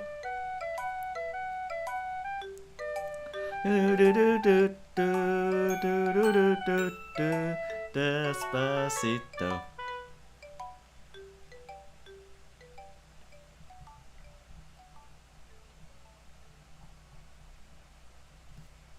Oh my god. Okay, how are we gonna ruin this? How are we gonna ruin this? This is a plus track? You would not believe your eyes if 10 million fireflies lit up the world as I fell asleep. Cause they fill the open air and leave teardrops everywhere. You'd think me rude, but I would just stand and stare. I'd like to make myself believe that planet Earth turns slowly. It's hard to say that I'd rather stay awake when I'm asleep. Cause everything That's wild. as it seems. Cause I get 1,000 hugs from 10,000 lightning bugs as they tried to teach me how to dance. A foxtrot above my head, a sock hop beneath my bed. The disco ball is just hanging by a thread. Leave my door open just a crack. Please take me away from here. Cause I feel like such an insomniac. Please take me away from here. Why do I tire of counting sheep? Please take me away from here. When I'm far too tired to fall asleep. To 10 million fireflies, I'm weird cause I hate goodbyes. I got misty eyes as they said farewell.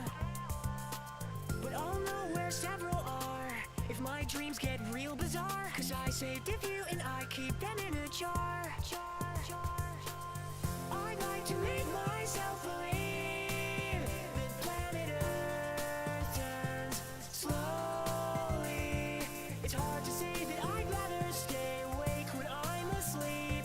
Cause everything is never as it seems when I fall asleep. That's a really good rip. That is a very good rip. My jaw dropped. I have not heard that song in a while. Okay, what is this? Should I work or grind for Manhattan Cafe while watching stream and while playing DDLC? I don't know, up to you. At this point, it's up to you.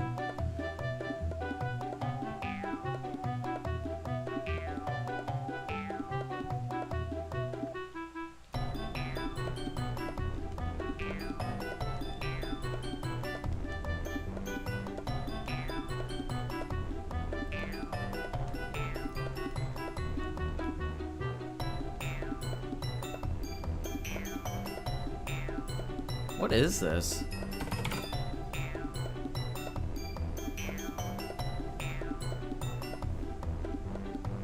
Lag train?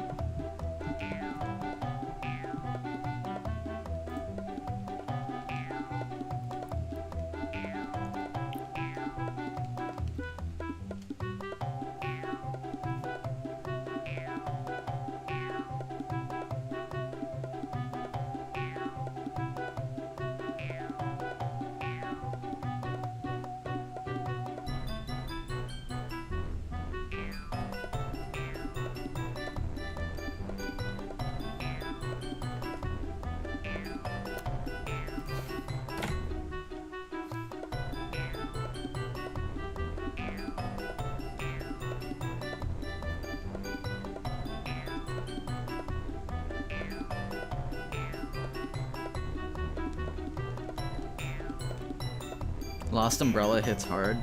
Fair.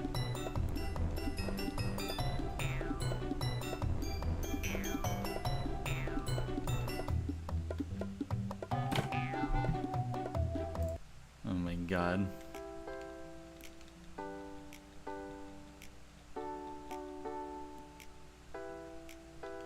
What is this?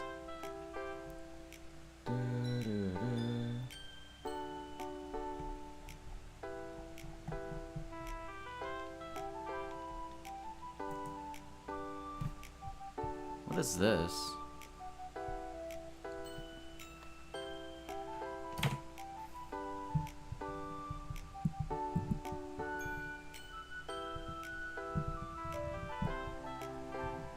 What is this?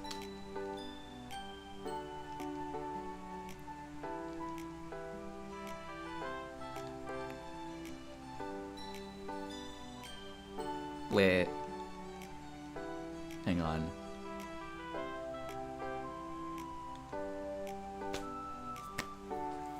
Ah! It's K-pop Demon Hunters.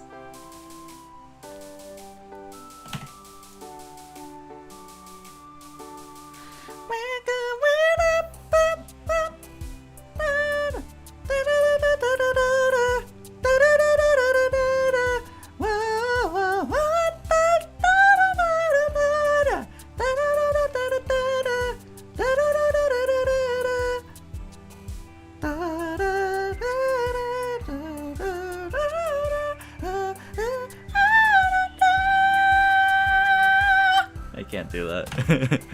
That's really funny. It's fucking K-pop Demon Hunters.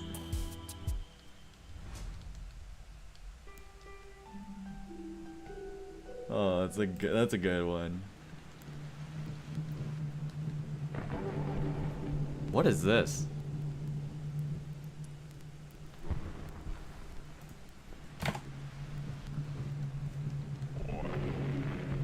What is happening?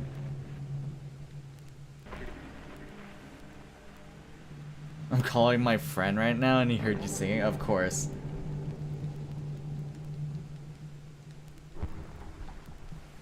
I am so confused.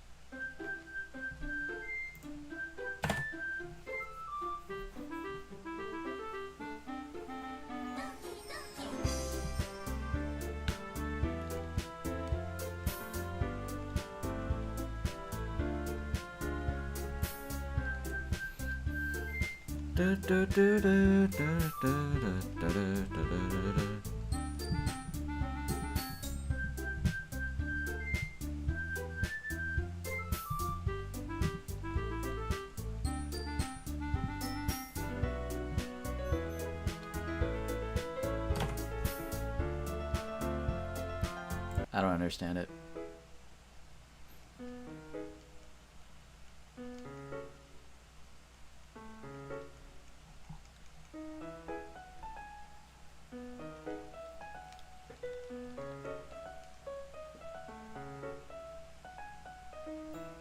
What is this?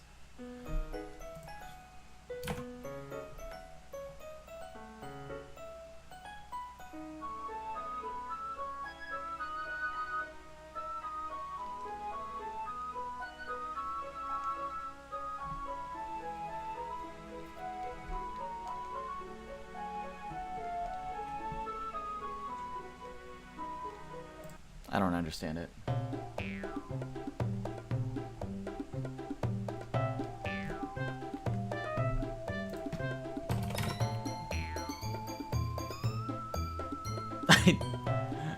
Hot cross buns. Okay.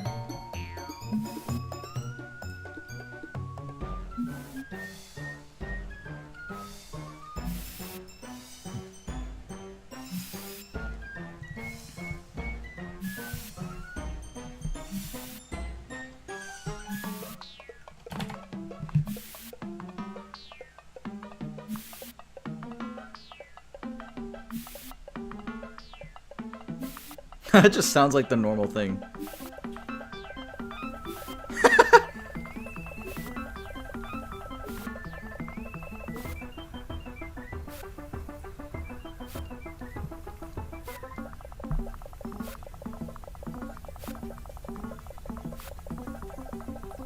You can hear the regular version in the background.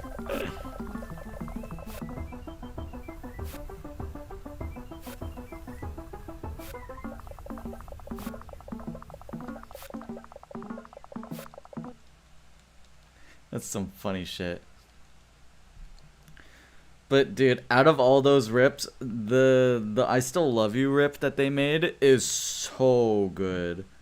That is such an amazing rip. This one here. I love this. It is so good.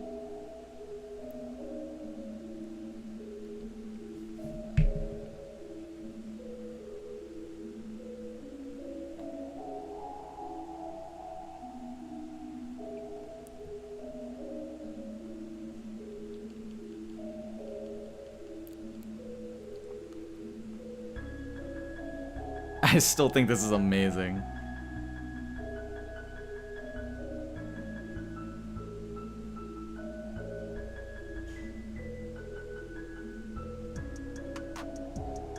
Why is this so good?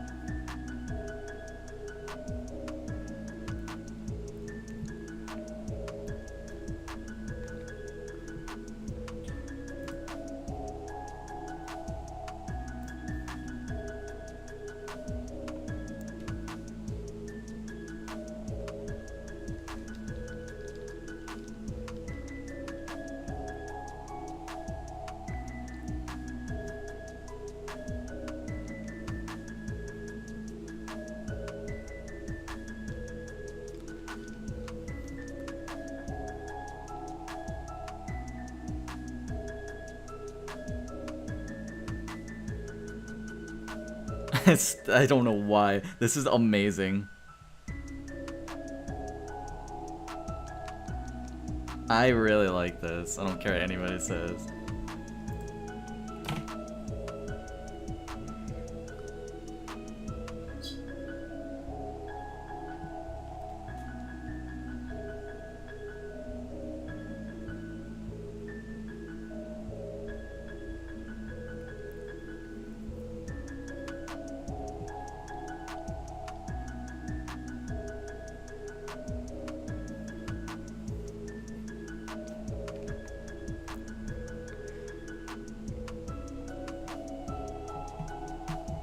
I don't know why I love this one so much.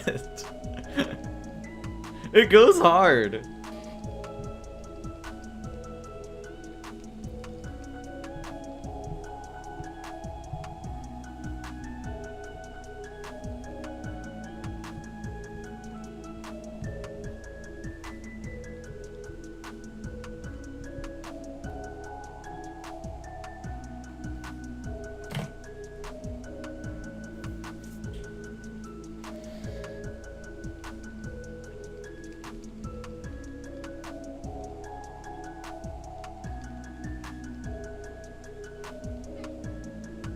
Why do I like this one so much?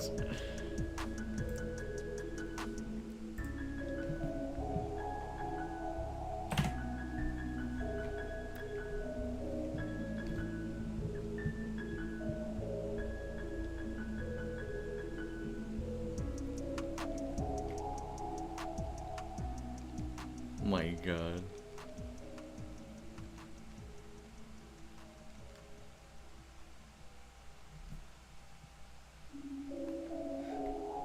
I don't know why.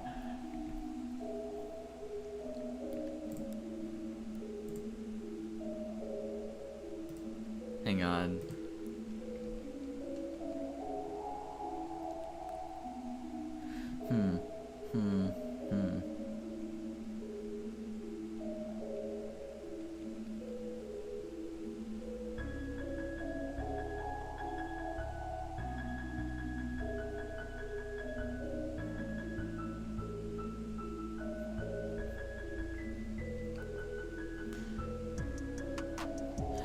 Warrior, ugly as catfish. You can never add this out here, living that lavish life. You should be embarrassed. Okay. Cash in the vaults, it's safe to say. Your boy stayed dry on the rainy day. World flow put me center stage. Walter White, bitches say my name. Coming at me, needs damage.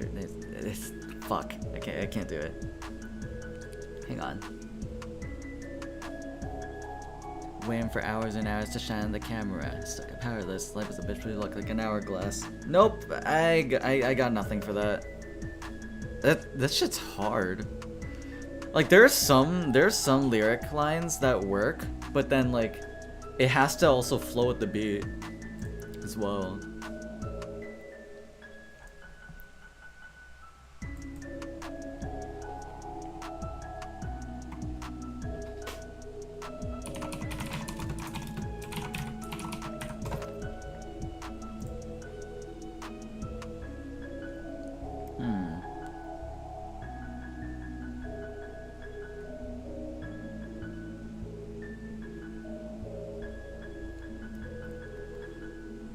Destined for greatness, but wait, I got it, okay.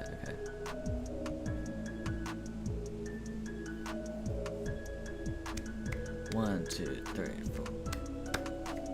Destined for greatness. Back in school days, I was known for my lateness. Always wanted more, would never try to take less. Always been a real guy, never liked the fakeness. Never liked the fakeness, always kept it real though. Back to back on a track with my little bro. Keep our heads high, but we work with our heads low. Destined for greatness, it was known from the get-go.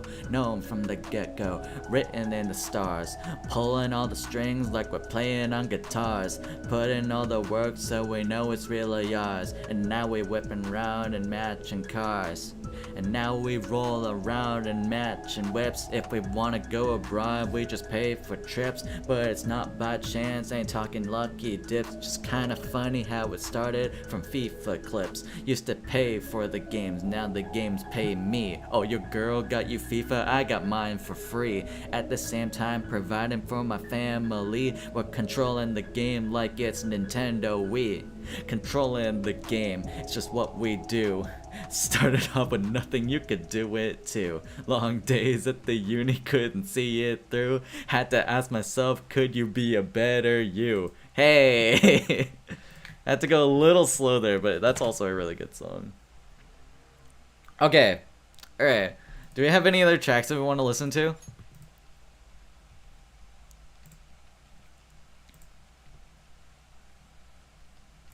Do we have any other tracks that we want to listen to right now? Or are we good for now?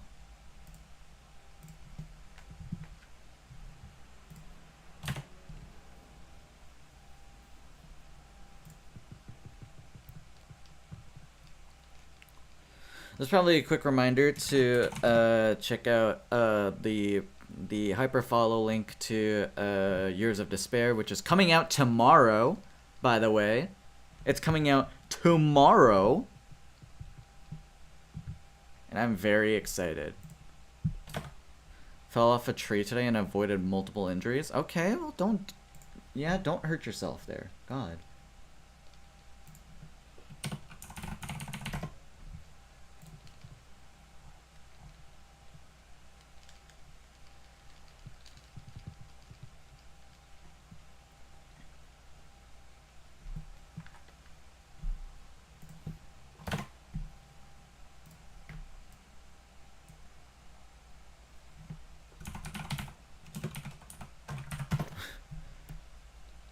Hang on. I'm gonna play it just...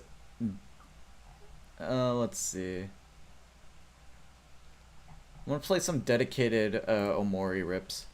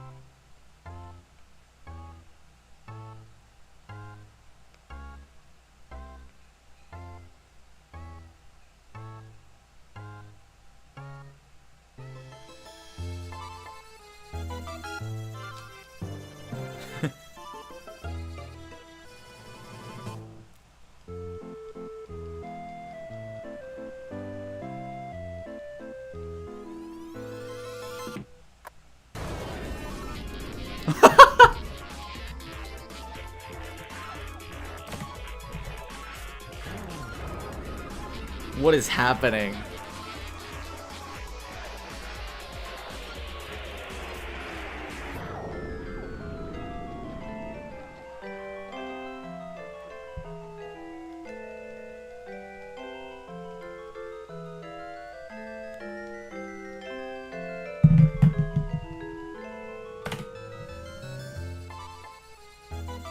Alright.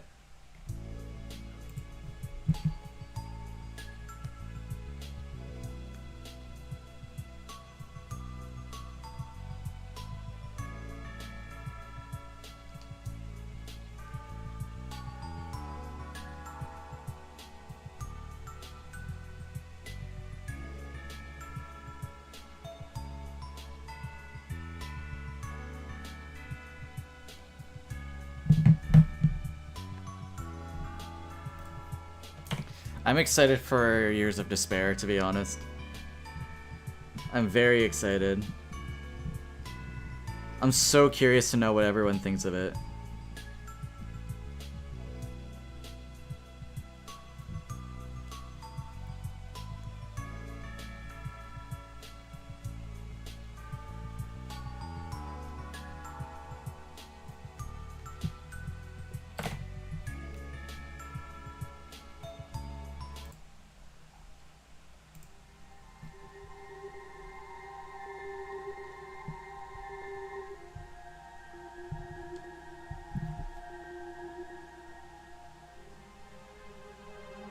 I'm really tired. I think I'm gonna head to bed. Okay, that's fair.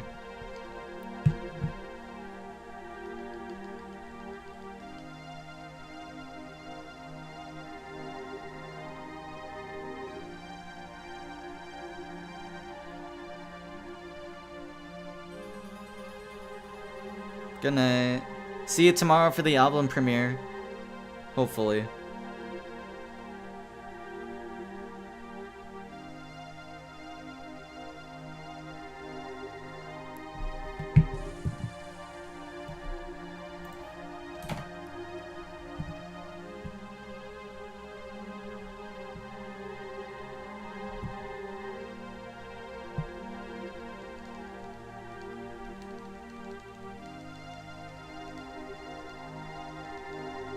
How's the shiny hunting? I mean, it's going fine.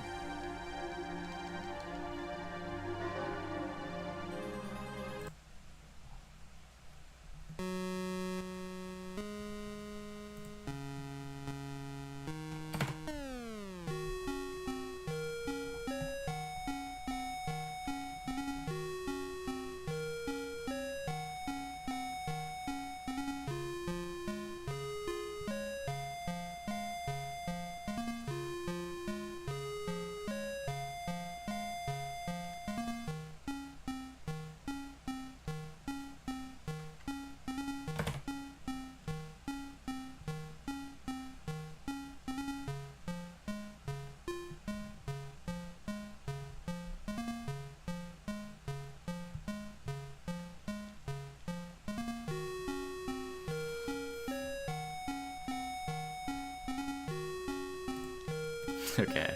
Alright, I think that's enough. Alright, what do we want to do now? What do we want to do now? What do we want to listen to?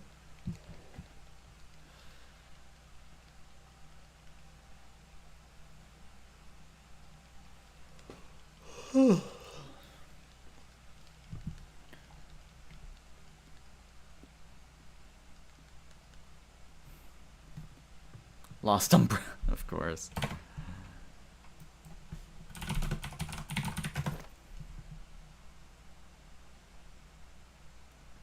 Which one? Is it the regular version or the English version?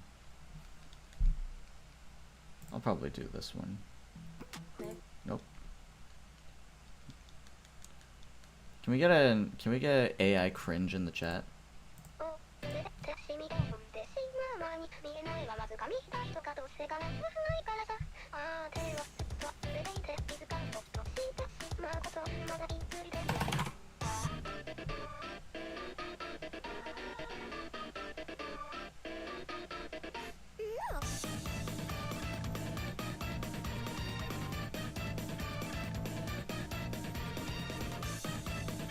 Frick AI, yeah.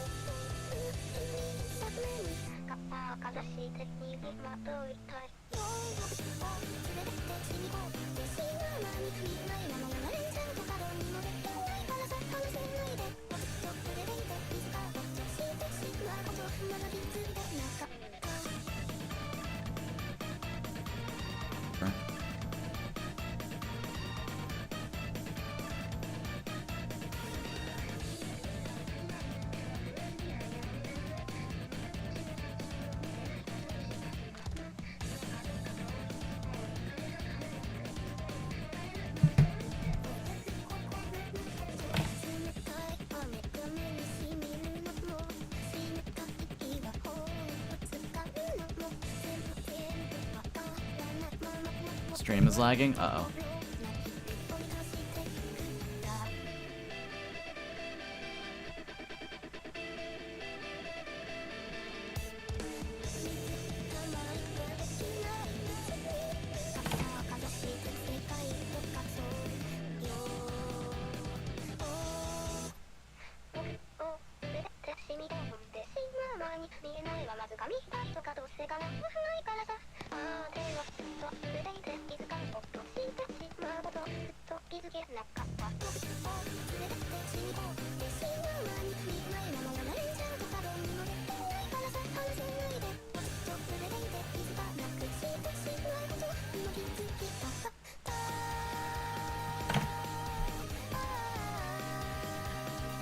Okay.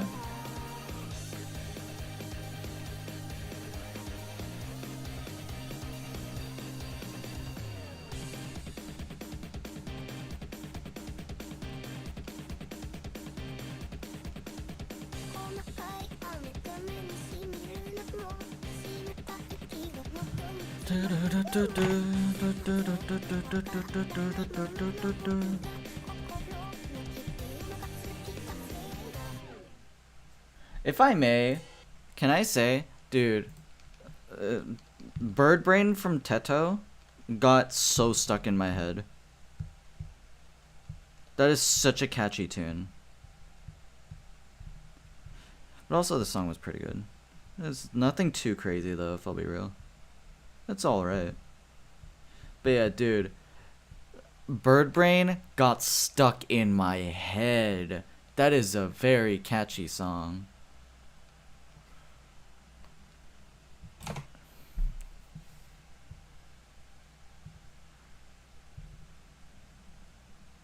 So I'm sure my birds even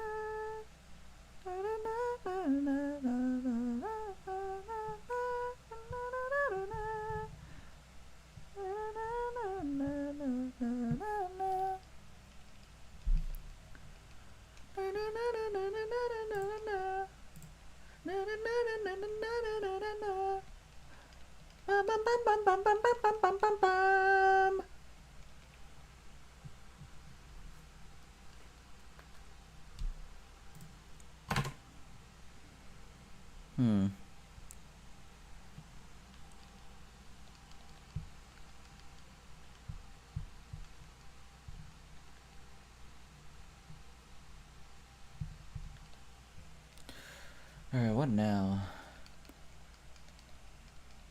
Wait, what? She wanted to fight everyone and lost? What happened? What happened? If you could only see the world through my eyes, you'd be looking most people in their chest. But I'm gonna show you a little something that these eyes have seen today. It's a pretty chaotic video with a woman and a man she was with. Could be husband, could be Tinder date, who really knows? Could be a complete stranger who was trying to impress her. No telling.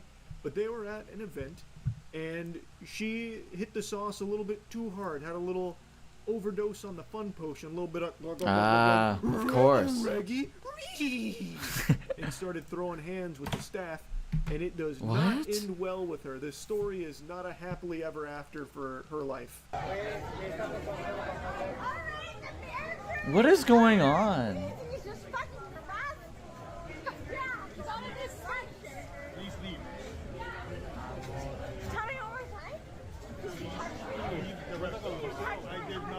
What? So the background here is she's a little too drunk and she's starting to hallucinate. She is now accusing someone of harassing her, which apparently did not happen. The guy's even saying that didn't happen. She's got her phone out to record her POV, so you already know she's fucking delusional. It is crazy, astonishing, just how often Also, people hi, that are Link. What's making good? complete fools of themselves, just absolute clowns, will be the ones to take out their phone and start recording it as if they're in the right, thinking people will be on their side. So she's got her own POV. Well, it's not even really her POV because she's holding it like up here. It's probably looking like straight at the ground, but she's just off her gourd right Am I now. living in Black Mirror? I literally just We're watched the this. center Oh, that's so of funny. This fucking pandemonium. Couple came in at around 9 p.m. and immediately there were concerns raised about how intoxicated they were. The night was quite chaotic. The couple came in, they were requesting dinner service. Initially, the server verbalized to me that she could tell that her table was not only intoxicated, but perhaps on some other substances, and they were giving her quite a rough time and being quite verbally abrasive with her. Then I do believe after that, the server asked for the manager to intervene. So the manager got summoned to the battlefield here. He enters the rift, runs it down mid, basically just saying, get the fuck out of here, takes their Get the fuck cocktails out. away, asked them to leave. And when he brought the cocktails back to staff, he said they had enough to drink, we shouldn't serve them anymore. And that's what led to this intense spiral you're about to see from that couple. Uh-oh. Stinky.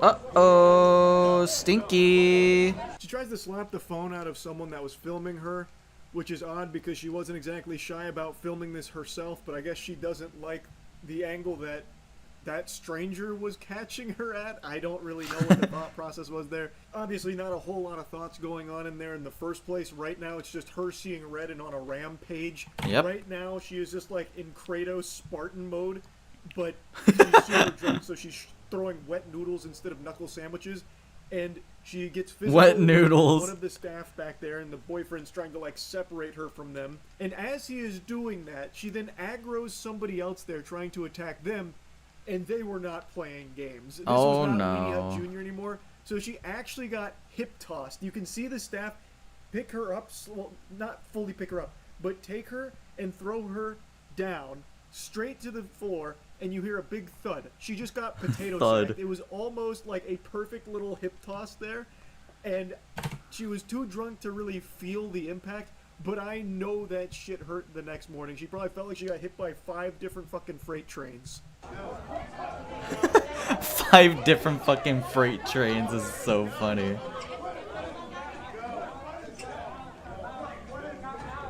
Get out the way. Get out the way. Oh my god. Oh god. Now the goober she's with is trying to get involved, so he's starting to get physical with the staff. Why? He's kind of like loosely shoving them a little bit, kind of bumping and grinding on them more than anything. You're supposed to keep her Eventually they from both get getting dragged crazy. out of the establishment. The guy was getting absolutely manhandled. He tried to get Good. physical and then ended up just getting like fucking little broed here to headlock. And Little then she broed. gets taken out in like a pseudo full Nelson, and people are cheering for them getting thrown out. That's how you know you are in the wrong. That's how you know you are a giant asshole, when people are applauding your exit. So they get forced out of the establishment here, but that's not where this is curtains. It doesn't wrap up there. It only escalates because these two are now even more upset and even more combative.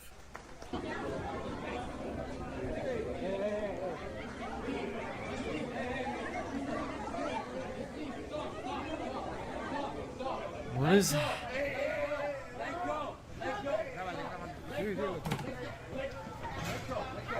What is happening? I'm not touching your foot. Okay, stop. No, you got me. Stop. Hey. Oh no.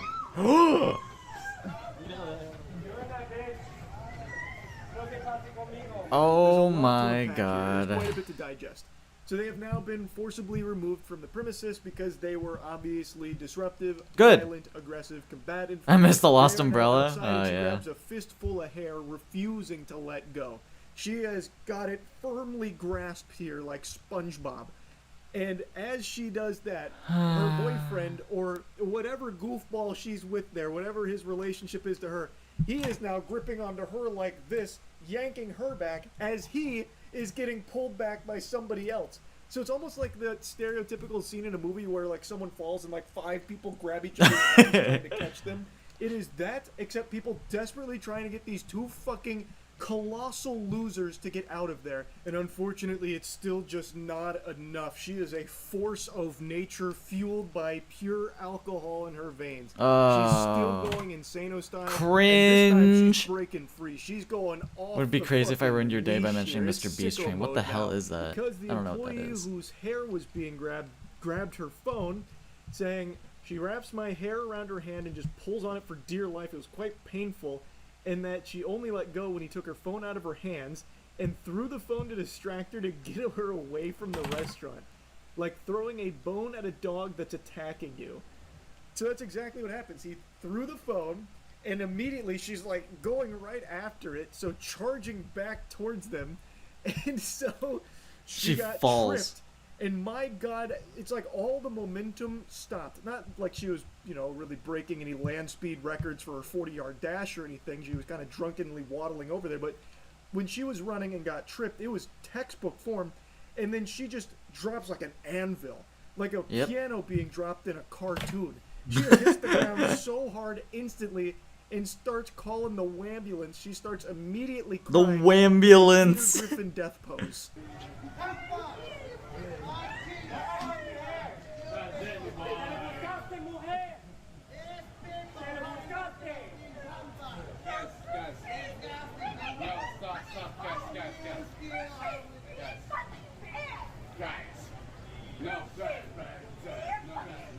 Why is he going, guys, hear me out on this.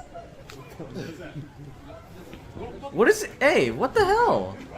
What is he doing? So Why is he still she's been kind trying? of decommissioned here. Too many boo-boos for her to continue.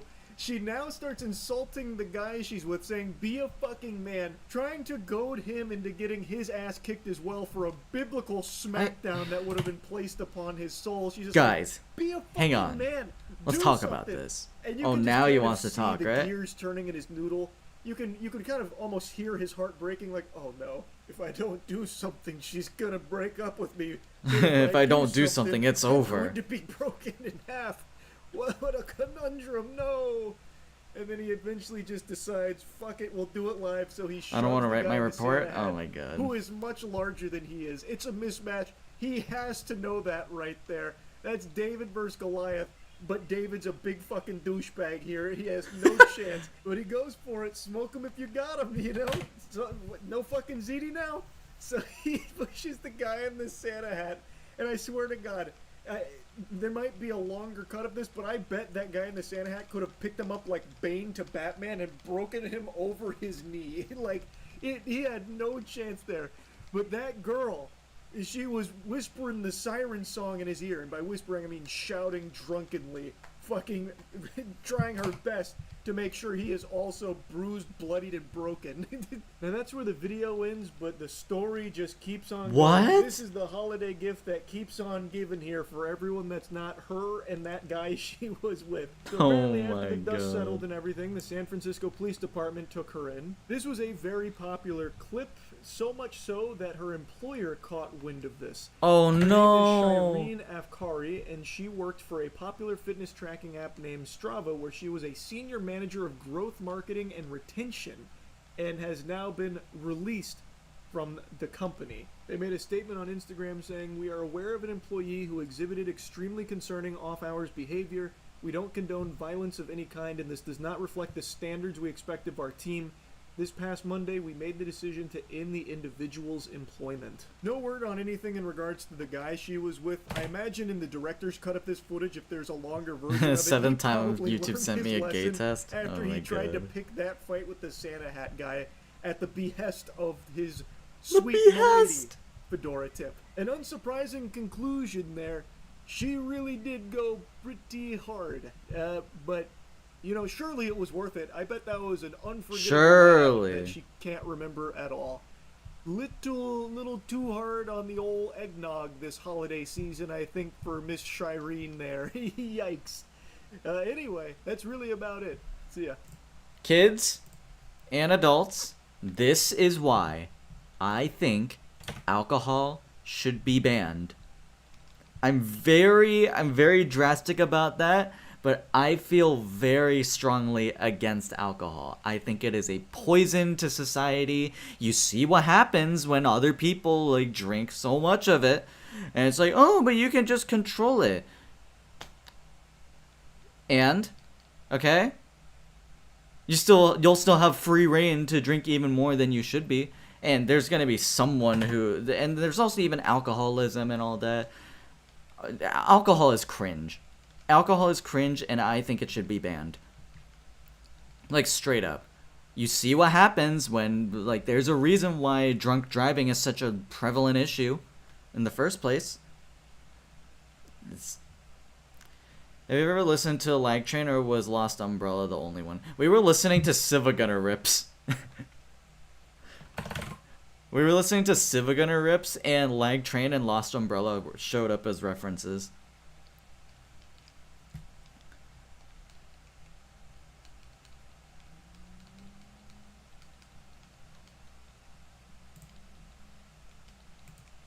So, yeah, there's that. W Brandon for this? Hell yeah.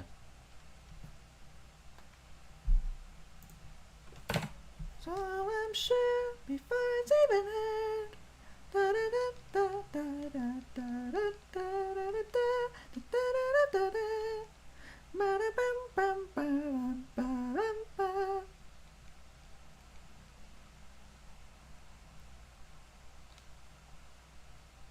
I came out running like a chicken with its head cut off.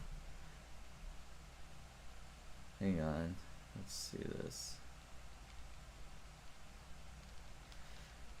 What is there to listen to?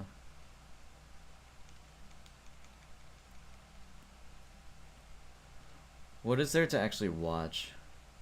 I don't really want to, like, sit through, like, any gameplay kind of stuff. Maybe, like, music? More music?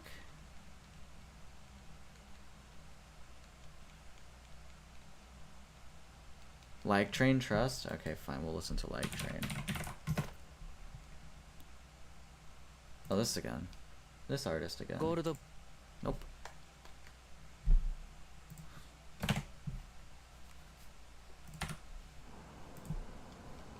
$1 million likes. 88 million years.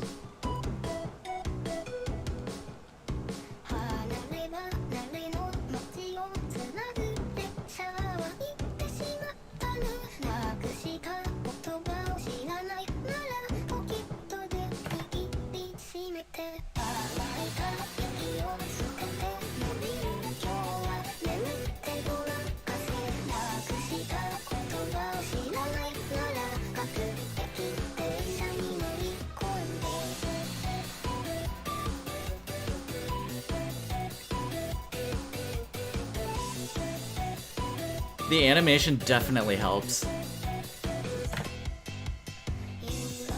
Super bouncy.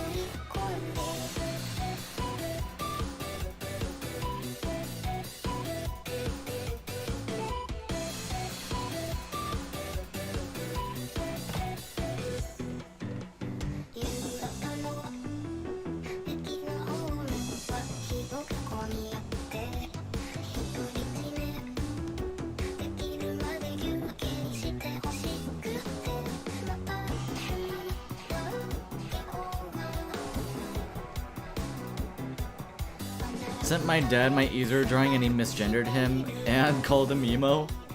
That's funny.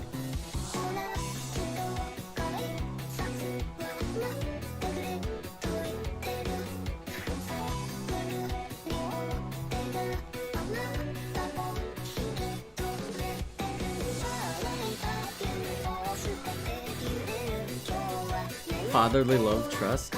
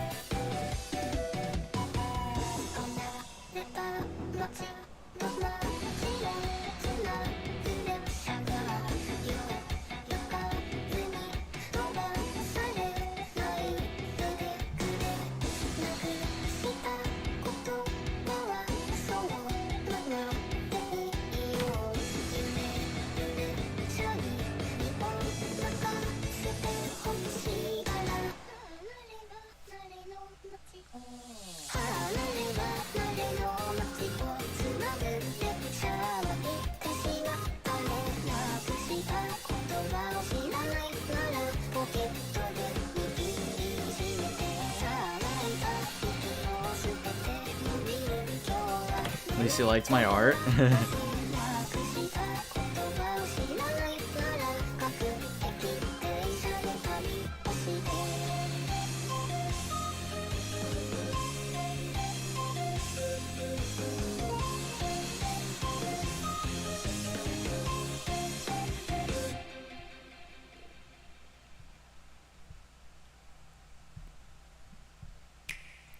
Well, now.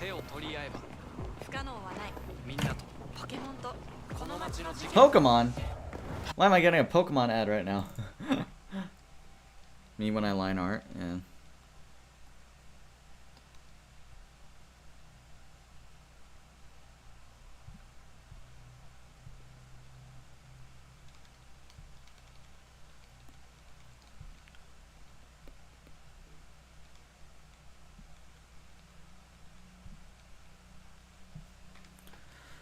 Okay, alright. How long have I been streaming for? I've been streaming for 2.5 hours, almost 3.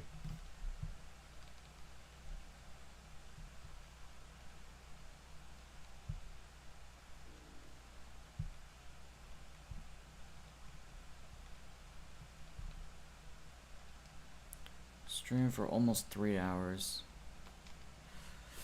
Okay.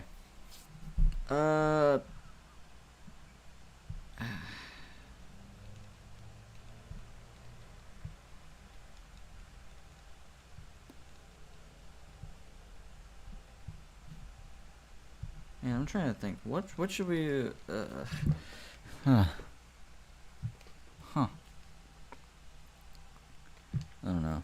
I don't really have much else I want to do right now, other than wait for the album to drop.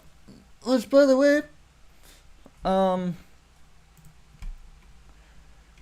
way, exclamation mark YOD for Years of Despair. Also, what's this? Even if you did nothing wrong, once a part of the community hates you, it really is hard to bounce back. So the original English voice actor for Style finally got the courage to return back to the Honkai Star Rail community with a post on Twitter of her on Anime NYC, as well as a promotion of a Stein style blog. Although the reception for her return are met with positivity, there's always bad actors bullying her for the loss of her role as Style. But it doesn't end there. For some reason, in her bio, she made it clear that she is the original English voice actor of Style, which is a valid thing to claim. Yet someone accused her of misleading people since she doesn't voice Style anymore. Even if you did nothing wrong. That's not... yeah. I don't get it. She came back to the community since her hiatus from Twitter on May. Not as the VAF Style. Okay. I mean, that's fine. You know, both people are allowed to, like both VAs, are allowed to say, like, hey, I voice this character, and I voice this character. Shake? Yeah, you're allowed to do that. I don't understand what's the problem with it, personally. I think it's funnier considering I actually am friends with the new Stell voice actor. So, yeah, weird bit of Brandon Plays Stuff lore, by the way. But I am friends with the new Stealth VA.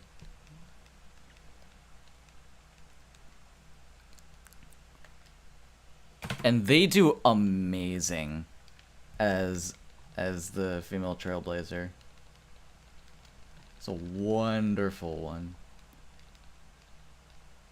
Okay, wow, that is such a thumbnail. Let's get a Christmas tree with Ethan with Ethan just twerking. I'm so down for that. Okay. We're going to probably end stream soon. Yeah. Kibo no Suki. Okay.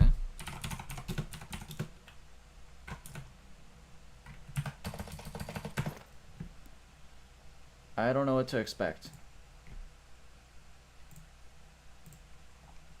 I have no idea what to expect from this.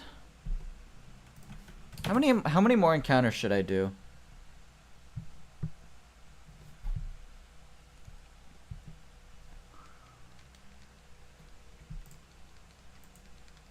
How many more encounters should I do?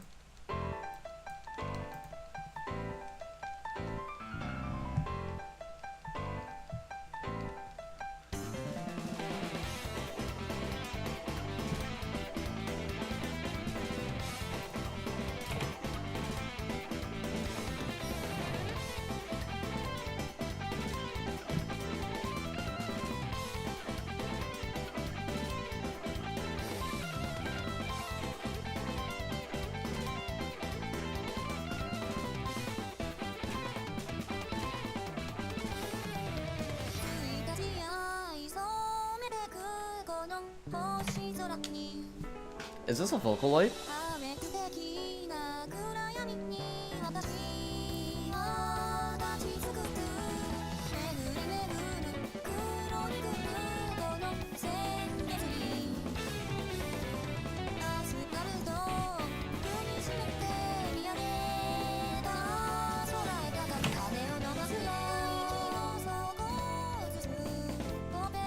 I believe so. Okay, fair enough.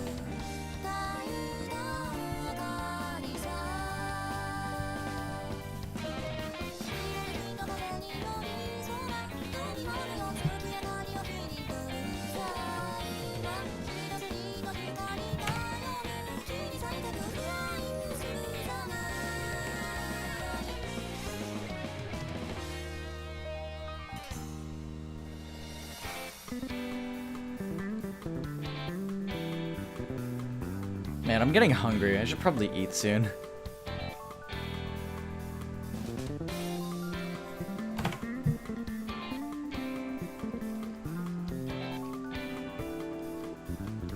This is a pretty graphic.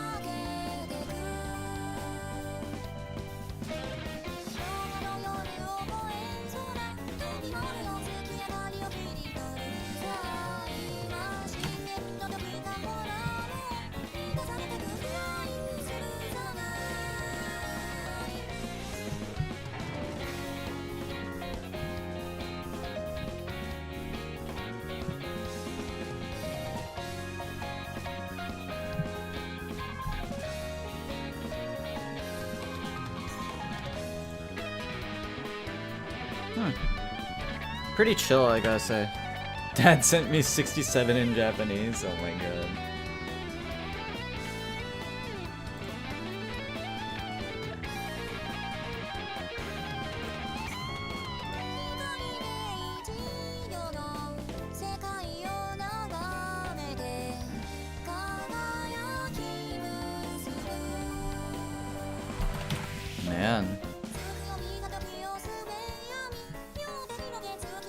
Okay, I'm gonna do this one encounter and then we're gonna wrap up the stream.